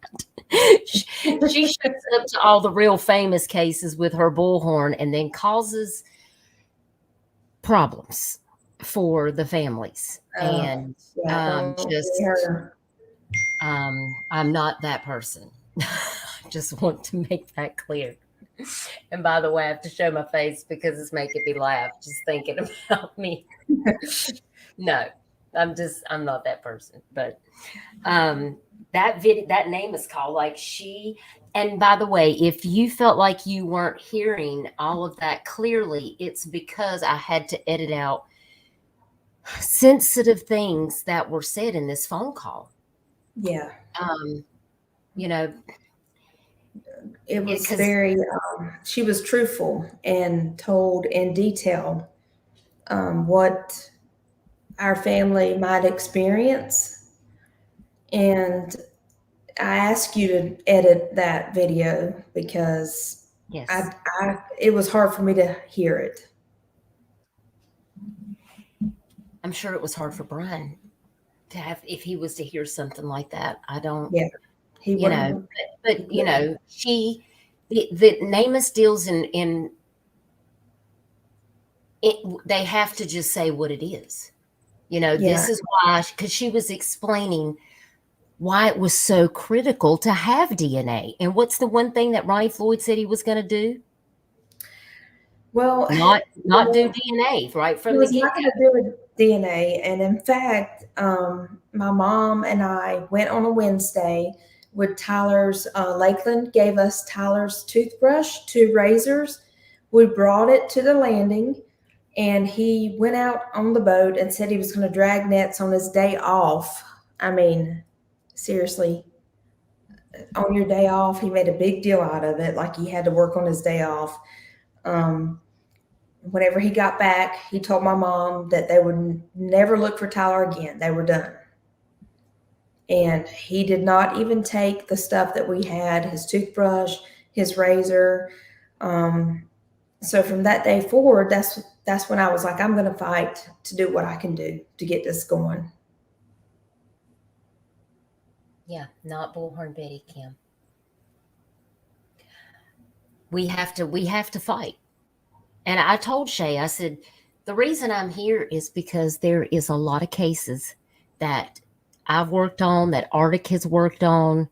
A lot of my team has been involved in cases and are still working on cases like Summer Wells, where we can't get any answers. Law enforcement, they want to say they're doing their job, but then when you call them, they're like, well, we're not, this isn't happening. Now, we have to always think in certain cases like that maybe TBI, which is Tennessee Bureau of Investigation, or wherever these cases, whatever their state Bureau of Investigation, maybe they have information that they're not telling the public. But see, this isn't the situation with this case. Like, transparency is critical, and if they've not even been transparent with the family, like, who just says, well, after wasn't even 30 days, Ronnie Floyd said, Tyler's dead, y'all just need to get over it. Basically, but I mean, even in the first week, he told my mom that he would pop up in 4 to 7 days. Right, because they were water. Right. And then he said after that didn't happen, he was like, okay, it's going to be about 7 to 15 days. And then that didn't happen. So we're all just sitting there like, okay, well, what's going on? I mean, and it just went from day after day after day. And then guess what? No Tyler. And then he finally said that Tyler's in heaven. And, if anything comes ashore, a bone might pop up here and there over the years. And I mean, that's exactly what he told us. And I said, well, you don't want to give us a missing persons report and put him in Namus, but you think his bones are going to wash ashore? So basically, we were being told as a family that he's dead by the lead investigator. Okay. This man is the lead investigator over a 22-year-old wonderful, loving father, friend, son. I mean, how in the world can you tell me that he is dead, but you will not give his family closure just by getting DNA and putting him in the Namus report. I mean, what is the problem here? There is a very big problem. The problem is he doesn't know what he's doing. That's exactly what it is. And we can't allow this to happen to the Doyle family. How many other families? We live in a huge tourist town. Right now, we have a lot of tourists coming into town. There's getting ready to be Bike Week. Do you know how many people are out in the water right now in the ocean? It was gorgeous out there today. How many people are going to go missing that Ronnie Floyd and his team are going to go look for but not file a missing persons report? How are they going to explain to these people, well, that's not how we do things here in South Carolina? Exactly. So I'm working on contacting people above him, way above his, above the DNR. I'm going to contact Governor McMaster, senators, whoever I can to make some changes with the laws here in South Carolina, because it's not okay for you to be in charge of wildlife and human life. Well, we do have, we've had so many wonderful people that have reached out to us, but we did have a local that reached out to us, and I won't say their name, but they have worked for the government, and they sent me a message that I sent to you and told us that when you're dealing with state agencies that are not following protocols and the treatment of the family, things that have happened, it's time to take that to a different level. It's time to take that to the Judiciary Legislative Oversight Committee. And we have a representative in Myrtle Beach, and we have one here in Little River that lives right up the street from me. Representative Bailey and Representative Case Britton. And my intention is to reach out to them and to see if they're willing to let this family come in and show them everything that they have, the phone calls, the videos, the text messages. We haven't even got into, the text messages, but if you ever want me to share any of those things, we can always do another live stream and come back next week, and we can, there's anything that you want me to share that you have, It's so much. People just have no clue of how much stuff that we have that it would blow everybody's mind. Honey, Susanna, let me tell you something. On Twitter, it wasn't just 2 or 3 days after Shay told me that Ronnie Floyd came and told her mother, which is Tyler's grandmother, that he had to go out there and search on his day off, and he was mad about that, and that he dragged the waterway with a 10-foot wide net. And I'm thinking, you're the DNR. That's the best you got is a 10-foot wide net? Okay. So you drag whatever area and then say you didn't find him, and then tells the grandmother, which I can't imagine what Miss Linda must have been thinking when he says, so we're not searching for Tyler anymore. But 3 days later, the South Carolina DNR makes a post on Twitter saying that they're going to continue searching for Tyler while they are, on the water or on the clock or something like that, along with the Brunswick County Sheriff's Department. And I thought, I don't believe that. I know what you just told the family. That's a lie. Yep. How can you say that to the public and then tell y'all something different? The public needs to know the truth. Yep. Apparently they don't talk to him. Apparently they don't know. And they're just putting out what they think is happening. Well, if it's Ronnie's case, it's his job to tell them, hey, this is what I told the family. So don't be going on Twitter and saying we're doing something that I've distinctly told the family we're not, because surely he had to know that I was going to show y'all that. Right. And as you heard, the video I sent you yesterday of me contacting Namus again, he hasn't contacted them back either. So he just does whatever he wants to do.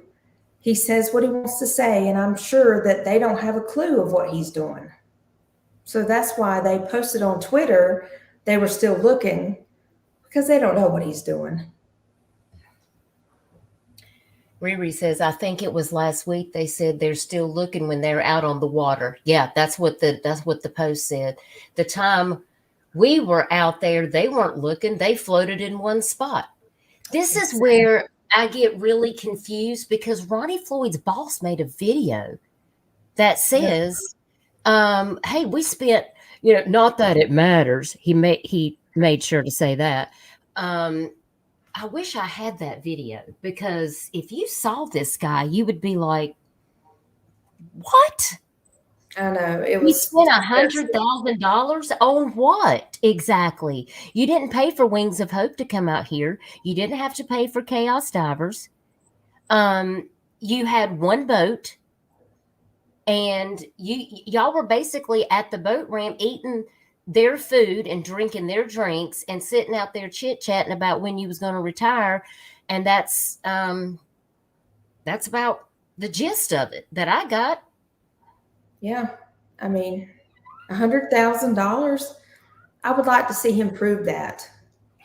I think my friends and my family probably spent $100,000, and strangers that we didn't know. I highly doubt that this man who looked I'm just going to not say anything. Well, Carol, we don't know. He sounded ignorant and stupid and disgusting. And if he's in charge over Ronnie Floyd, then that makes perfect sense. I was very disappointed when I saw that video. I just don't know how a law enforcement agency can get away with this. I don't know why everybody is busy just passing the buck and looking the other way. Because none of this makes sense. If it was their child, you know what would happen? They would do everything they could. It's just a good buddy system. Everybody's going to come out and they're going to find their kid. But when it's not their family, who gives a shit? That's what it boils down to. That's exactly right. It is, it's heartbreaking, Shay, and I'm sorry that you and your family have been through such a terrible time just trying to get answers for your nephew, Tyler. And Miss Linda and Brian, if you're listening, I just want you guys to know that I love y'all, and we're going to continue to fight to find the answers and to hold the people accountable that didn't carry this out the way that they should have. I thought something else that was interesting too is when Brian made that phone call to the Horry County precinct, and he was talking to you, while you were on hold. And he said, if they would have just let the Air Force come out. But see, the DNR didn't even want the Air Force to come out. They don't have to pay for that. Nope. It doesn't cost them a dime to have the Air Force to come out. The Air Force was willing to come out. But again, DNR was the reason that they didn't, until that one day, and all they were given was 24 hours. Exactly. And it didn't cost them a dime for our friends to come out, our family. I mean, my cousin Shane, he took off work for 2 weeks. It didn't cost DNR a dime for him to be out there. They didn't have to pay for his time off work, his gas. He did it because he loves his family. Another good friend, Ashley Hardy of ours, he was out there for weeks looking for Tyler. So many good people came out, people we knew, people we didn't know, to go look for Tyler, his close friends. I mean, they didn't have to spend one dime on those people looking for Tyler. They all did that job for them. They didn't have to look. Yeah. That's where I couldn't believe that they actually put a price tag on it.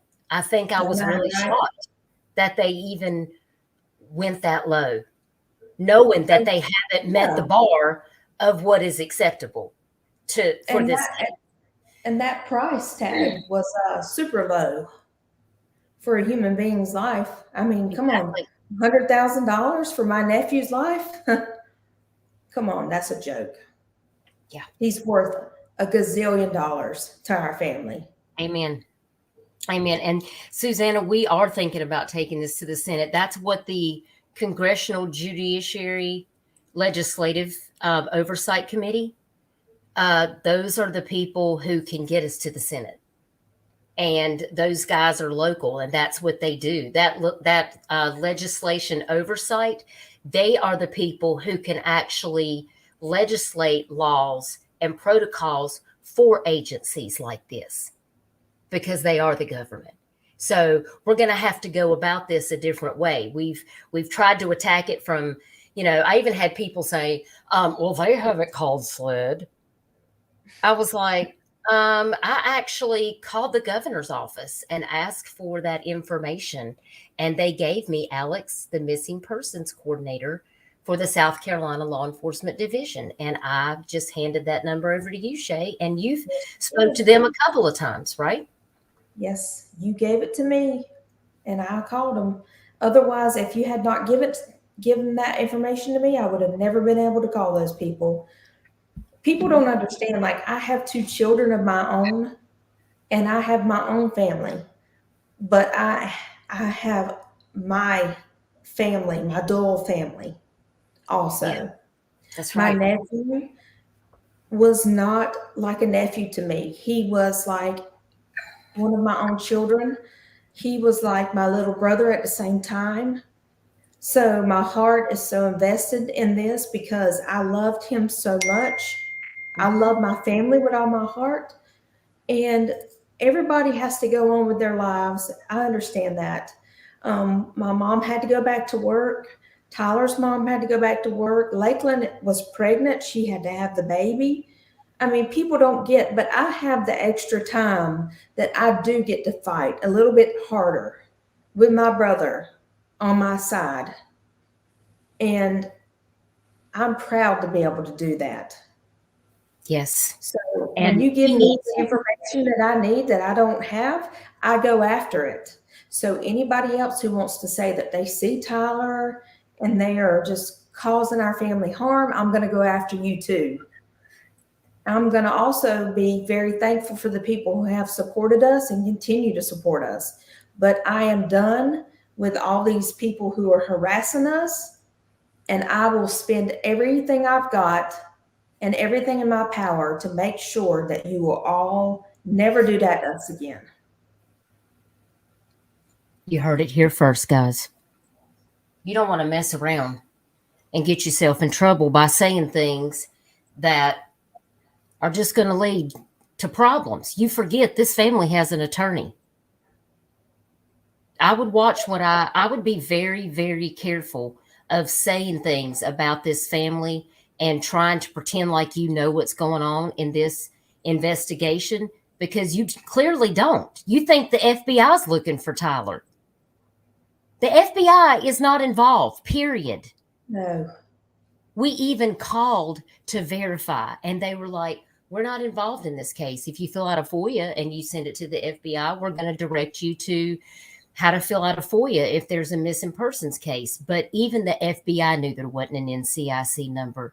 So you can take that tidbit and you can just chew on it, because it's the facts. No matter how you flip it or toss it, or you want to spin it, or you can say that I'm lying or Shay's lying or we're just up here gossiping. It's the facts. Yep. We have spent hours and hours making phone calls, documenting everything that we can to prove what has been done. And I think that we have set the example that this is what really happened. We don't have to explain it because the phone calls and the videos explain themselves. Yep. That's right. And there's still more. There's still, if y'all saw some of these text messages and stuff too, I mean, and anything that Shay asked me to put out, when you see me do these drops of these videos or anything, I told her that. I said, I will not put anything out until you co-sign on it. Yeah, and whatever you ask me to put out is what I'm going to put out.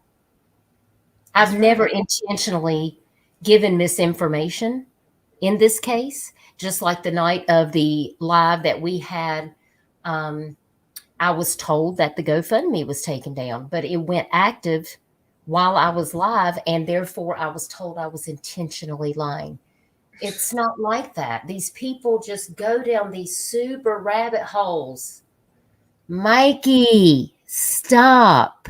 I mean, like, the GoFundMe has nothing to do with me, my brother, my mom, my dad. Some girl that's friends with Lakeland did the GoFundMe. So how the hell are we supposed to know who's got control over it? I don't even know who she is. You don't know who she is. Yeah, I don't even know who she is. So, I mean, I don't have any control over that. I only said what you asked me to say. Exactly. But they told me that I just made that up.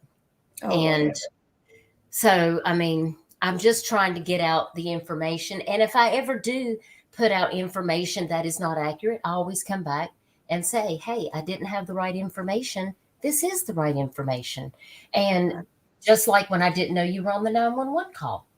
Well, then I found out you were on the 911 call. And, you know, so it's not been anything malicious or deceitful. It's just as we get the information, it just comes in at different points when you realize things are happening that aren't the information that what you had. Sha can't control everything about this narrative. I mean, she can't even get law enforcement to do their job to get Tyler into Namus. No, I mean, if my mom could speak for me right now, she would talk about how I call her at night and I cry. I know she's probably worn down and tired of it, but she never stops listening to me. When I call her at night and say, this is what I had to do today, this is what happened, I'm crying, and she listens to me, I've fought very hard. And I think that the videos that were shown tonight can prove that. There were times where I couldn't get to my phone and my iPad to get it recording at the same time. So there were times I had phone calls that I couldn't record. There's nothing to hide about our family. All we want to know is what happened to Tyler. We know who he was, who he is. I mean, there's nothing wrong with us asking questions about anything. And there's nothing wrong with me being upset with people who are just assholes and being stupid on the internet. And I can say whatever I want to, just like you can too. All of you people out there who say the shit you say, I hope tonight that you understand that our family has suffered tremendously. And we don't have our loved one by us. This is not a joke. This is not some kind of scam. I mean, I have my own 2 children, my husband, a career. I don't have to do what I'm doing. I'm doing it because I'm fighting for my nephew. And I don't give a shit about what anybody else says. You can keep right on talking. But this is why I'm doing these videos. So you know, you people out here who don't believe what I'm saying, this is real life for us. You don't get to hear my brother crying and upset, and his wife, who I talked to last night, Lakeland, who was crying and upset. She had just come back from church. I mean, that's the real life that you don't get to see. We don't have anything to hide whatsoever. Amen. And thank you for saying that, Carol Boyd. Because she says your granddaddy Doyle would roll over in his grave if he knew his great-grandson was missing and his case was being handled like this. Oh, yes, he would. Tyler is, his middle name is Wilson. He is named after his great-granddaddy. So, my brother adored our grandfather. He was the most special man. And my grandma, Murdy, they took care of me and my brother many days. And so Tyler is named after his great-grandfather. And he would roll over in his grave if he knew this was taking place, because he was the type of man who did not take shit off of people who attack his family. He was in the military, and he served his country, and he served it well. And he also had 9 children. And my Aunt Carol, who's on there telling you that, she is one of those 9, and my dad is one of those 9 as well. Well, we really appreciate Carol being here, and your family is so strong, and we're glad that you're here, Shay, to get out this information about Tyler. It's so important for people to know the truth. It is, and I don't want to come off as this angry, mad person, because that's really not who I am, and you know that. I do know that. You are the most kind, sweet, caring, compassionate person. I mean, we've bonded over the fact that we were both in the nursing field, and that's what we want to do. We want to fix it. We want to help people when they have a crisis. And when you see that things are clearly wrong, there's people that are not going to stand up. They'll just be like, well, we just should just move along, and it's going to be what it is no matter what we do. But right. You learn I'm not that person.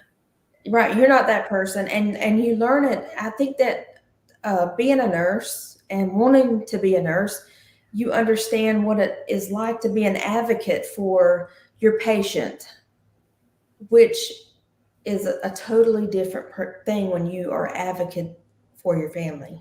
Yes. I mean, you go at it big time, and I'm not going to stop. I'm a good, kind-hearted person. My anger tonight is towards all the people who are trying to attack you, trying to say rumors about our family, but I'm not going to let it get me upset anymore, because I've cried enough, and my brother has cried enough. Our whole entire family has suffered. I'm doing these videos because I just want to make people aware of what's really going on. And you'll keep us informed when Tyler is assigned that Namus number, so we can share that out. Because, guys, once he gets that Namus missing persons number, I'm going to be sharing that out on my Facebook, my Twitter, my community wall, on YouTube. And I encourage you guys to share that information out. It will have all the details about Tyler in that report. You can click on that missing persons report in Namus, and you can go over there and open it up and see everything that there is to know about Tyler's missing case on Namus once he is assigned that number. So, Ronnie, don't be dropping off any papers over at Miss Lyndon Ricky's. Go over there and just call the regional person for our area, because she's the one who facilitated getting a number for Amber Ray Johnston. Like, I've worked with Namus before. Ardix worked with Namus before. We're very familiar with how all these things work, and that's why we give these resources to y'all. Oh, what do we got here? It just says on Thursday, April 20th, I said, Namus has been trying to reach you and has not gotten a return call. She called me this morning, and he said he was in training. But he's getting ready to retire. What's he training for? Hopefully training how to report somebody missing. Well, that would have been helpful for the last 20 years that he's been in that position, right? Yeah, exactly. And Donna, she said she loved me. I love her. Thank you, Donna. I really appreciate all of you guys here. And Carol, I always appreciate you being here, because I like Carol. She always says what she means and means what she says. And that's why I like Shay too, because she just keeps it straight up. I mean, it just is what it is. The truth is the truth. I'll never give up on Carol. This conversation it's very important to keep Tyler's name alive. And we got to keep talking about this. This is not the end of this case. We are going to still be making phone calls. We're going to be reaching out to these congressional people that I was sent the information on. And thank goodness one of them lives right up the street from me. I'm going to call him tomorrow, and I'm going to leave him a message to see if I can get him to call me back, Mr. Bailey. And I'm going to leave him a message to see if I can get him to call me back, Mr. Bailey. because having somebody on the legislative oversight committee is going to be critical, because they can put us in touch with the right people to tell us what we need to do. I can't imagine that they are going to be pleased with what has transpired in this case, Shay. No, I don't think so either. I mean, how could you? Is there anything else that you feel like that we need to talk about before we close this out? We can always do another live stream part 3, next week as we get more things together. We can. I would like to say how much I love you and how much I appreciate everything you've done for me, and your husband putting up with you, being That's the truth. on the phone with me a lot, and how wonderful he has been.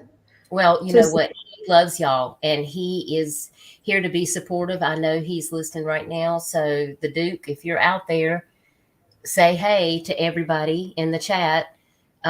He is such a supportive, wonderful man, and he is advocating for them as well. He goes around and shares your petition with his clients, and is, like, do you know about this missing voter? And they're like, yeah, we heard about that. Well, you need to go over here and sign this petition, or, just, we have to get the word out. Sometimes it's on the family to do that, which is sad, but that's what we're here for, is to give you that support that you need to be able to do that, and to help you make those phone calls, and to be there with you. It's going to there's times that are going to be rough. It's not always going to go easy, but we can't give up. We can't give up, because Tyler wouldn't give up. If you were missing, Tyler wouldn't give up, right? No, he would not. Not at all. I want to, like I said, I want to thank you, your husband. I want to thank my family. I want to thank all of our friends who came out to help us. I want to thank my friend Jody, who drove from Tennessee to come out and be with me, and has stayed in touch with me. I want to thank my brother for being there with me, even though I'm there with him. I want to thank my husband for putting up with me, for Chad, you have such a wonderful wife, and I know that Chad loves you, and he supports you in whatever you have to do. For and him you being have a good husband. My mom and dad.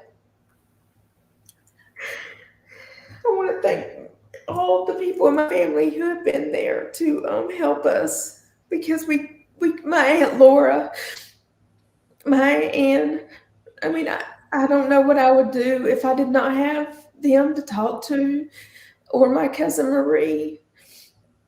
My mom and dad, it's been very hard for all of us. And Lakeland, she's doing a great job taking care of Paisley, and she's so beautiful. And we just wish that Tyler could be here with us. And I don't even know how to describe how we are all just so heartbroken, but how thankful we are to even the strangers who have came out to help and support our family. We appreciate it so much. You know that we're here, and there is tons of people that are out there supporting you. And I know I have received lots and lots of messages, uplifting messages, praying for this family, praying for answers, asking, what can we do? Tell us who to call. Tell us where to send a letter. Tell us who to write, and we'll do it. And I think that is completely amazing to have so many people give me feedback, like, what can I do to help this family? No, I mean, it's so endearing. And I get messages from people I don't know that are so kind and loving, and it's wonderful. Well, we are not going to give up this fight, Shay. And I know it's getting late. It's almost 11 o'clock. I know you've got a long day tomorrow, and I really appreciate you being here with us to talk about these really important videos that you sent me. I think it's really opened up our eyes even wider to realize what has really happened. Because to talk about it and not have heard all the phone calls,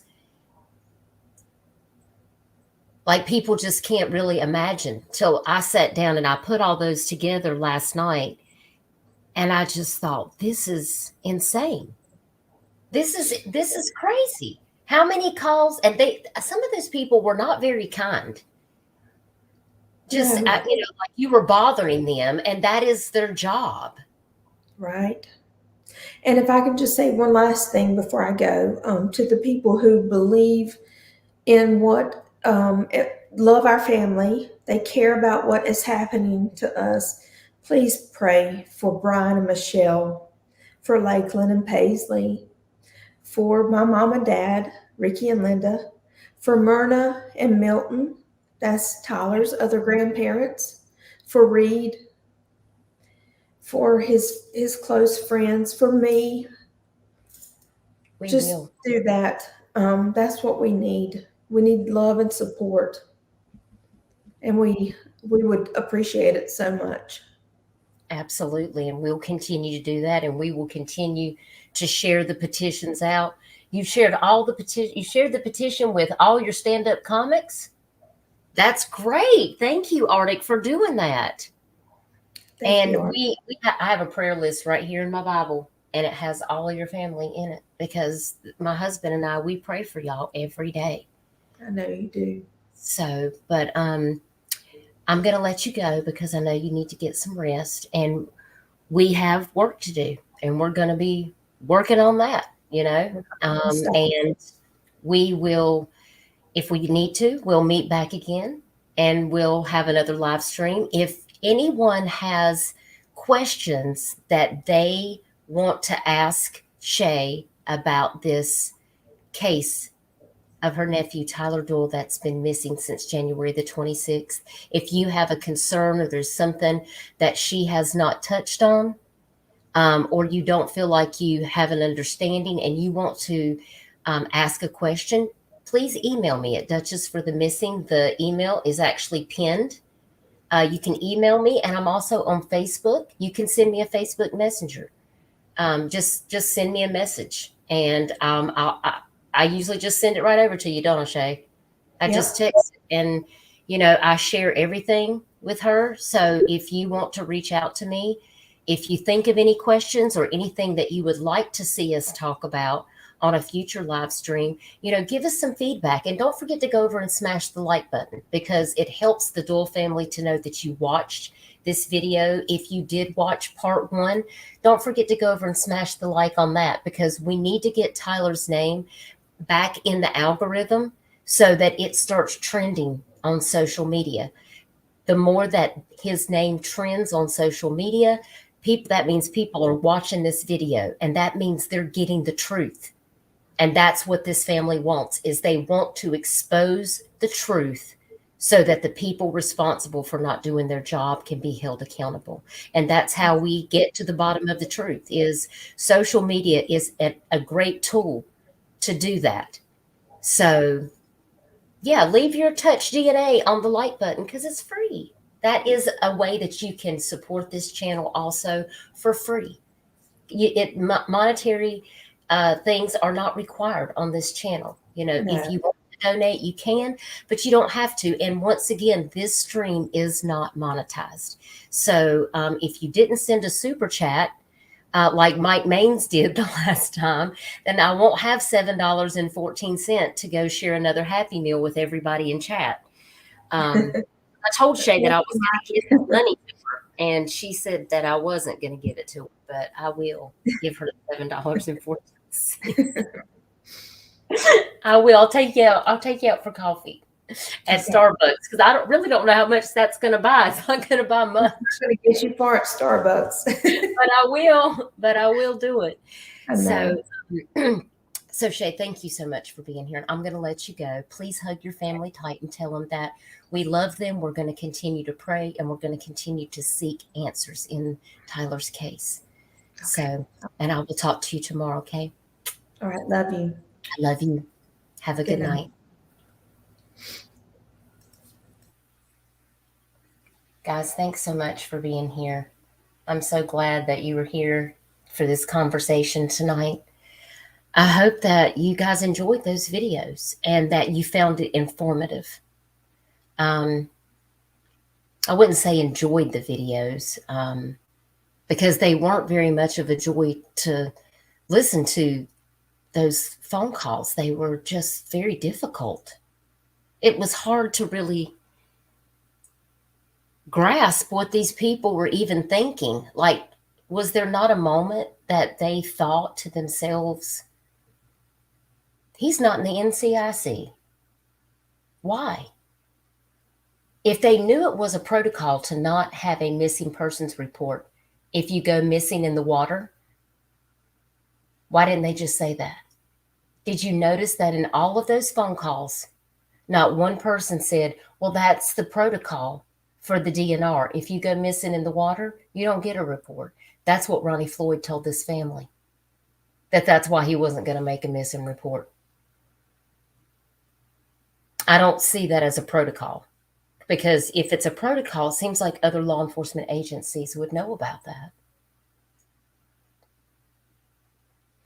Jessica, I have to agree with you on that, darling.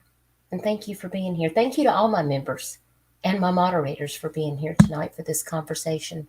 And thanks to Hawkeye for coming in and joining the mod team tonight. I appreciate you being here. It's getting late. It's about 11 o'clock. I know you guys probably have some other YouTube things you want to go watch. There's probably all kinds of other exciting things that are going on. But thank you so much for joining me. And I'm going to play my outro to take us out. And I just want to thank everyone for keeping this chat classy and not saying hateful things and trolling the family, and allowing Shay to speak the things that she wants you guys to know, and taking the time to listen to these calls and watch these videos that Shay asked me to share. So please pray for her. Pray for Brian and Michelle. That's Tyler's parents. And please pray for Lakeland and little Paisley. Y'all, she is so precious. And my heart goes out to you, Lakeland. And I hope that you watch these live streams so that you know how much people love Tyler and care about what's happening to him and care about the way that your husband's case is being treated. Because I don't want any hate to come to you. I don't want that for anybody in this family. And y'all deserve to have answers. Because Paisley should have her daddy here right now.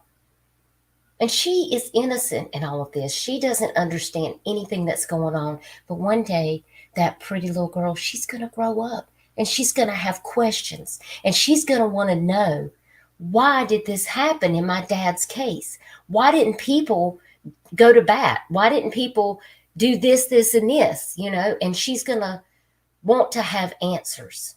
And that's why we're doing what we do.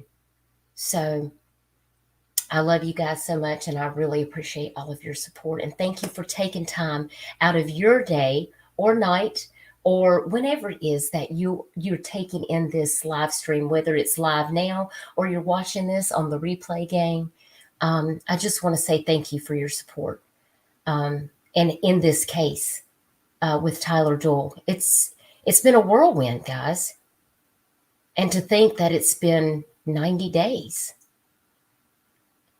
Hopefully, Ronnie Floyd's going to go over and sign that paperwork for Namus. We're going to get that Namus number, and we're going to just start making phone calls. We have to make action happen. So if you guys could put some prayer hands in the chat and some hearts for Lakeland, Paisley, Shay and her kids and her husband, for Linda and Ricky, Brian, Michelle, for Reed, for Marie, Carol, for the entire Doyle family. And please pray for Tyler's racing family too. Thank you for being here, Camshaft. I really appreciate that. It's just so important. This is just so important, guys. The truth matters. The truth matters. Don't forget that. The truth is so important. And that's what we're here for. We're here to expose the truth. And sometimes that's what we have to do. We have to expose the corruption. And that's what we're about today.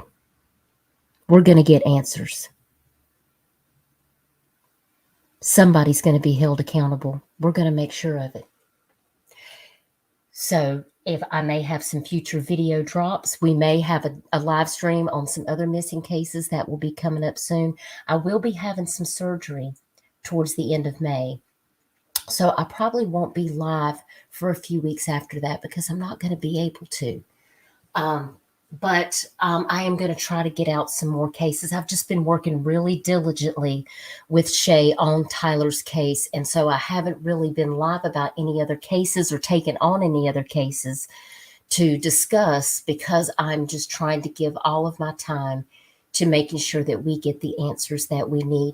But you can always look on my Facebook page, my Twitter, and on my YouTube community wall. I'm constantly making missing posters. People reach out to me all the time, and I always like to try to get out missing posters for anyone that's missing in the Carolinas. So if you want to go over and share those posters, I would be really grateful. Getting their information and their face out onto social media is wonderful. So if you happen to see one of my missing posters, please take the time to share it. It's free. It's free, and it's not about me. It's about the person that's missing because we want to bring them home. And Cindy, I really do hope that Christian will talk. Like I said, I've offered him a place where he can speak his truth. He probably blocked me. But I wasn't rude to him, and I don't have any ill will towards anyone, and I don't wish anything bad for Christian. I wish him the best, and I know this was probably a very traumatic experience for him. But I know that it would really help the family to know that he does care about what happens and that he is concerned about what transpired that day. And I think just having that conversation would really put their mind at ease, because they really just want to hear it from him. And so, Christian, if you ever want to tell your story, I think people would want to listen to that. And we're here for it. We are here for it. Yes, justice for Tyler. Absolutely. Justice for Tyler. Guys, I hope you have a wonderful week, an enjoyable weekend, wherever you are in the world watching this live stream. My name is Dutchess, and this is live from the Atlantic Intercoastal Waterway in Little River, South Carolina, about the Tyler Doyle case. Please don't forget to smash the like button and share this live stream out to get this information circulating on social media so that more people know the truth about DNR and Tyler Doyle's case.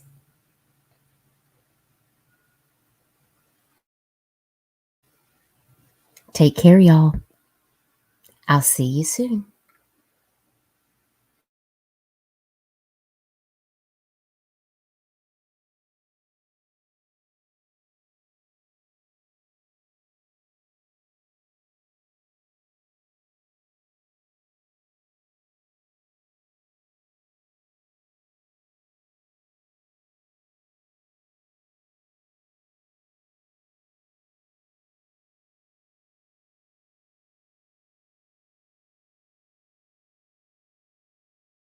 I won't stop, I'm here to get what I want. I'm not lost, I'm here to make it to the top. I'll take a shot, I'll overpower any boss, cause I am not Let's someone go. that you would wanna cross. I move quietly, like a shadow, there's a dark side to me. I work privately to go build and create my own dynasty. A new rivalry, it emerges ever so silently. But I got fight in me, so I'll squash anything that's trying me. I'm like, me versus you, I hope that you know what you're getting into. I got nothing to lose, so you better watch out, can't predict my moves. I'll make you irrelevant, I don't stop till I'm at the top settling. I live here like a local resident, and you know I ain't selling it. I won't stop, I'm here to get what I want. I'm not lost, I'm here to make it to the top. I'll take a shot, I'll overpower any boss. Cause I am not someone that you would wanna cross. I won't stop, I'm here to get what I want. I'm not lost, I'm here to make it to the top. I'll take a shot, I'll overpower any boss. Cause I am not someone that you would wanna cross. I won't stop, I'm here to get what I want. I'm not lost, I'm here to make it to the top. I'll take out, I'll overpower any boss. Cause I am not someone that you would wanna cross. Round two, I gotta screw loose. I'll work all night if it's what I gotta do. Who needs sleep when the caffeine's brewed? I don't fatigue, I just have to move. I don't do things for the hell of it. I do things that I do for the benefit. I make moves that'll make me relevant. I've been telling them, you just gotta work hard, play hard, punch that race card, move fast, take charge, do that, make hard, move past fake cards, lose that hate card, and never give up when the gun goes, race starts. I won't stop, I'm here to get what I want. I'm not lost, I'm here to make it to the top. I'll take a shot, I'll overpower any boss. Cause I am not someone that you would wanna cross. I won't stop, I'm here to get what I want. I'm not lost, I'm here to make it to the top. I'll take a shot, I'll overpower any boss. Cause I am not someone that you would wanna cross. I won't stop, I'm here to get what I want. I'm not lost, I'm here to make it to the top. I'll take a shot, I'll overpower any boss. Cause I am not someone that you would wanna cross. I won't stop, I'm here to get what I want. I'm not lost, I'm here to make it to the top. I'll take out, I'll overpower any boss. Cause I am not someone that you would wanna cross.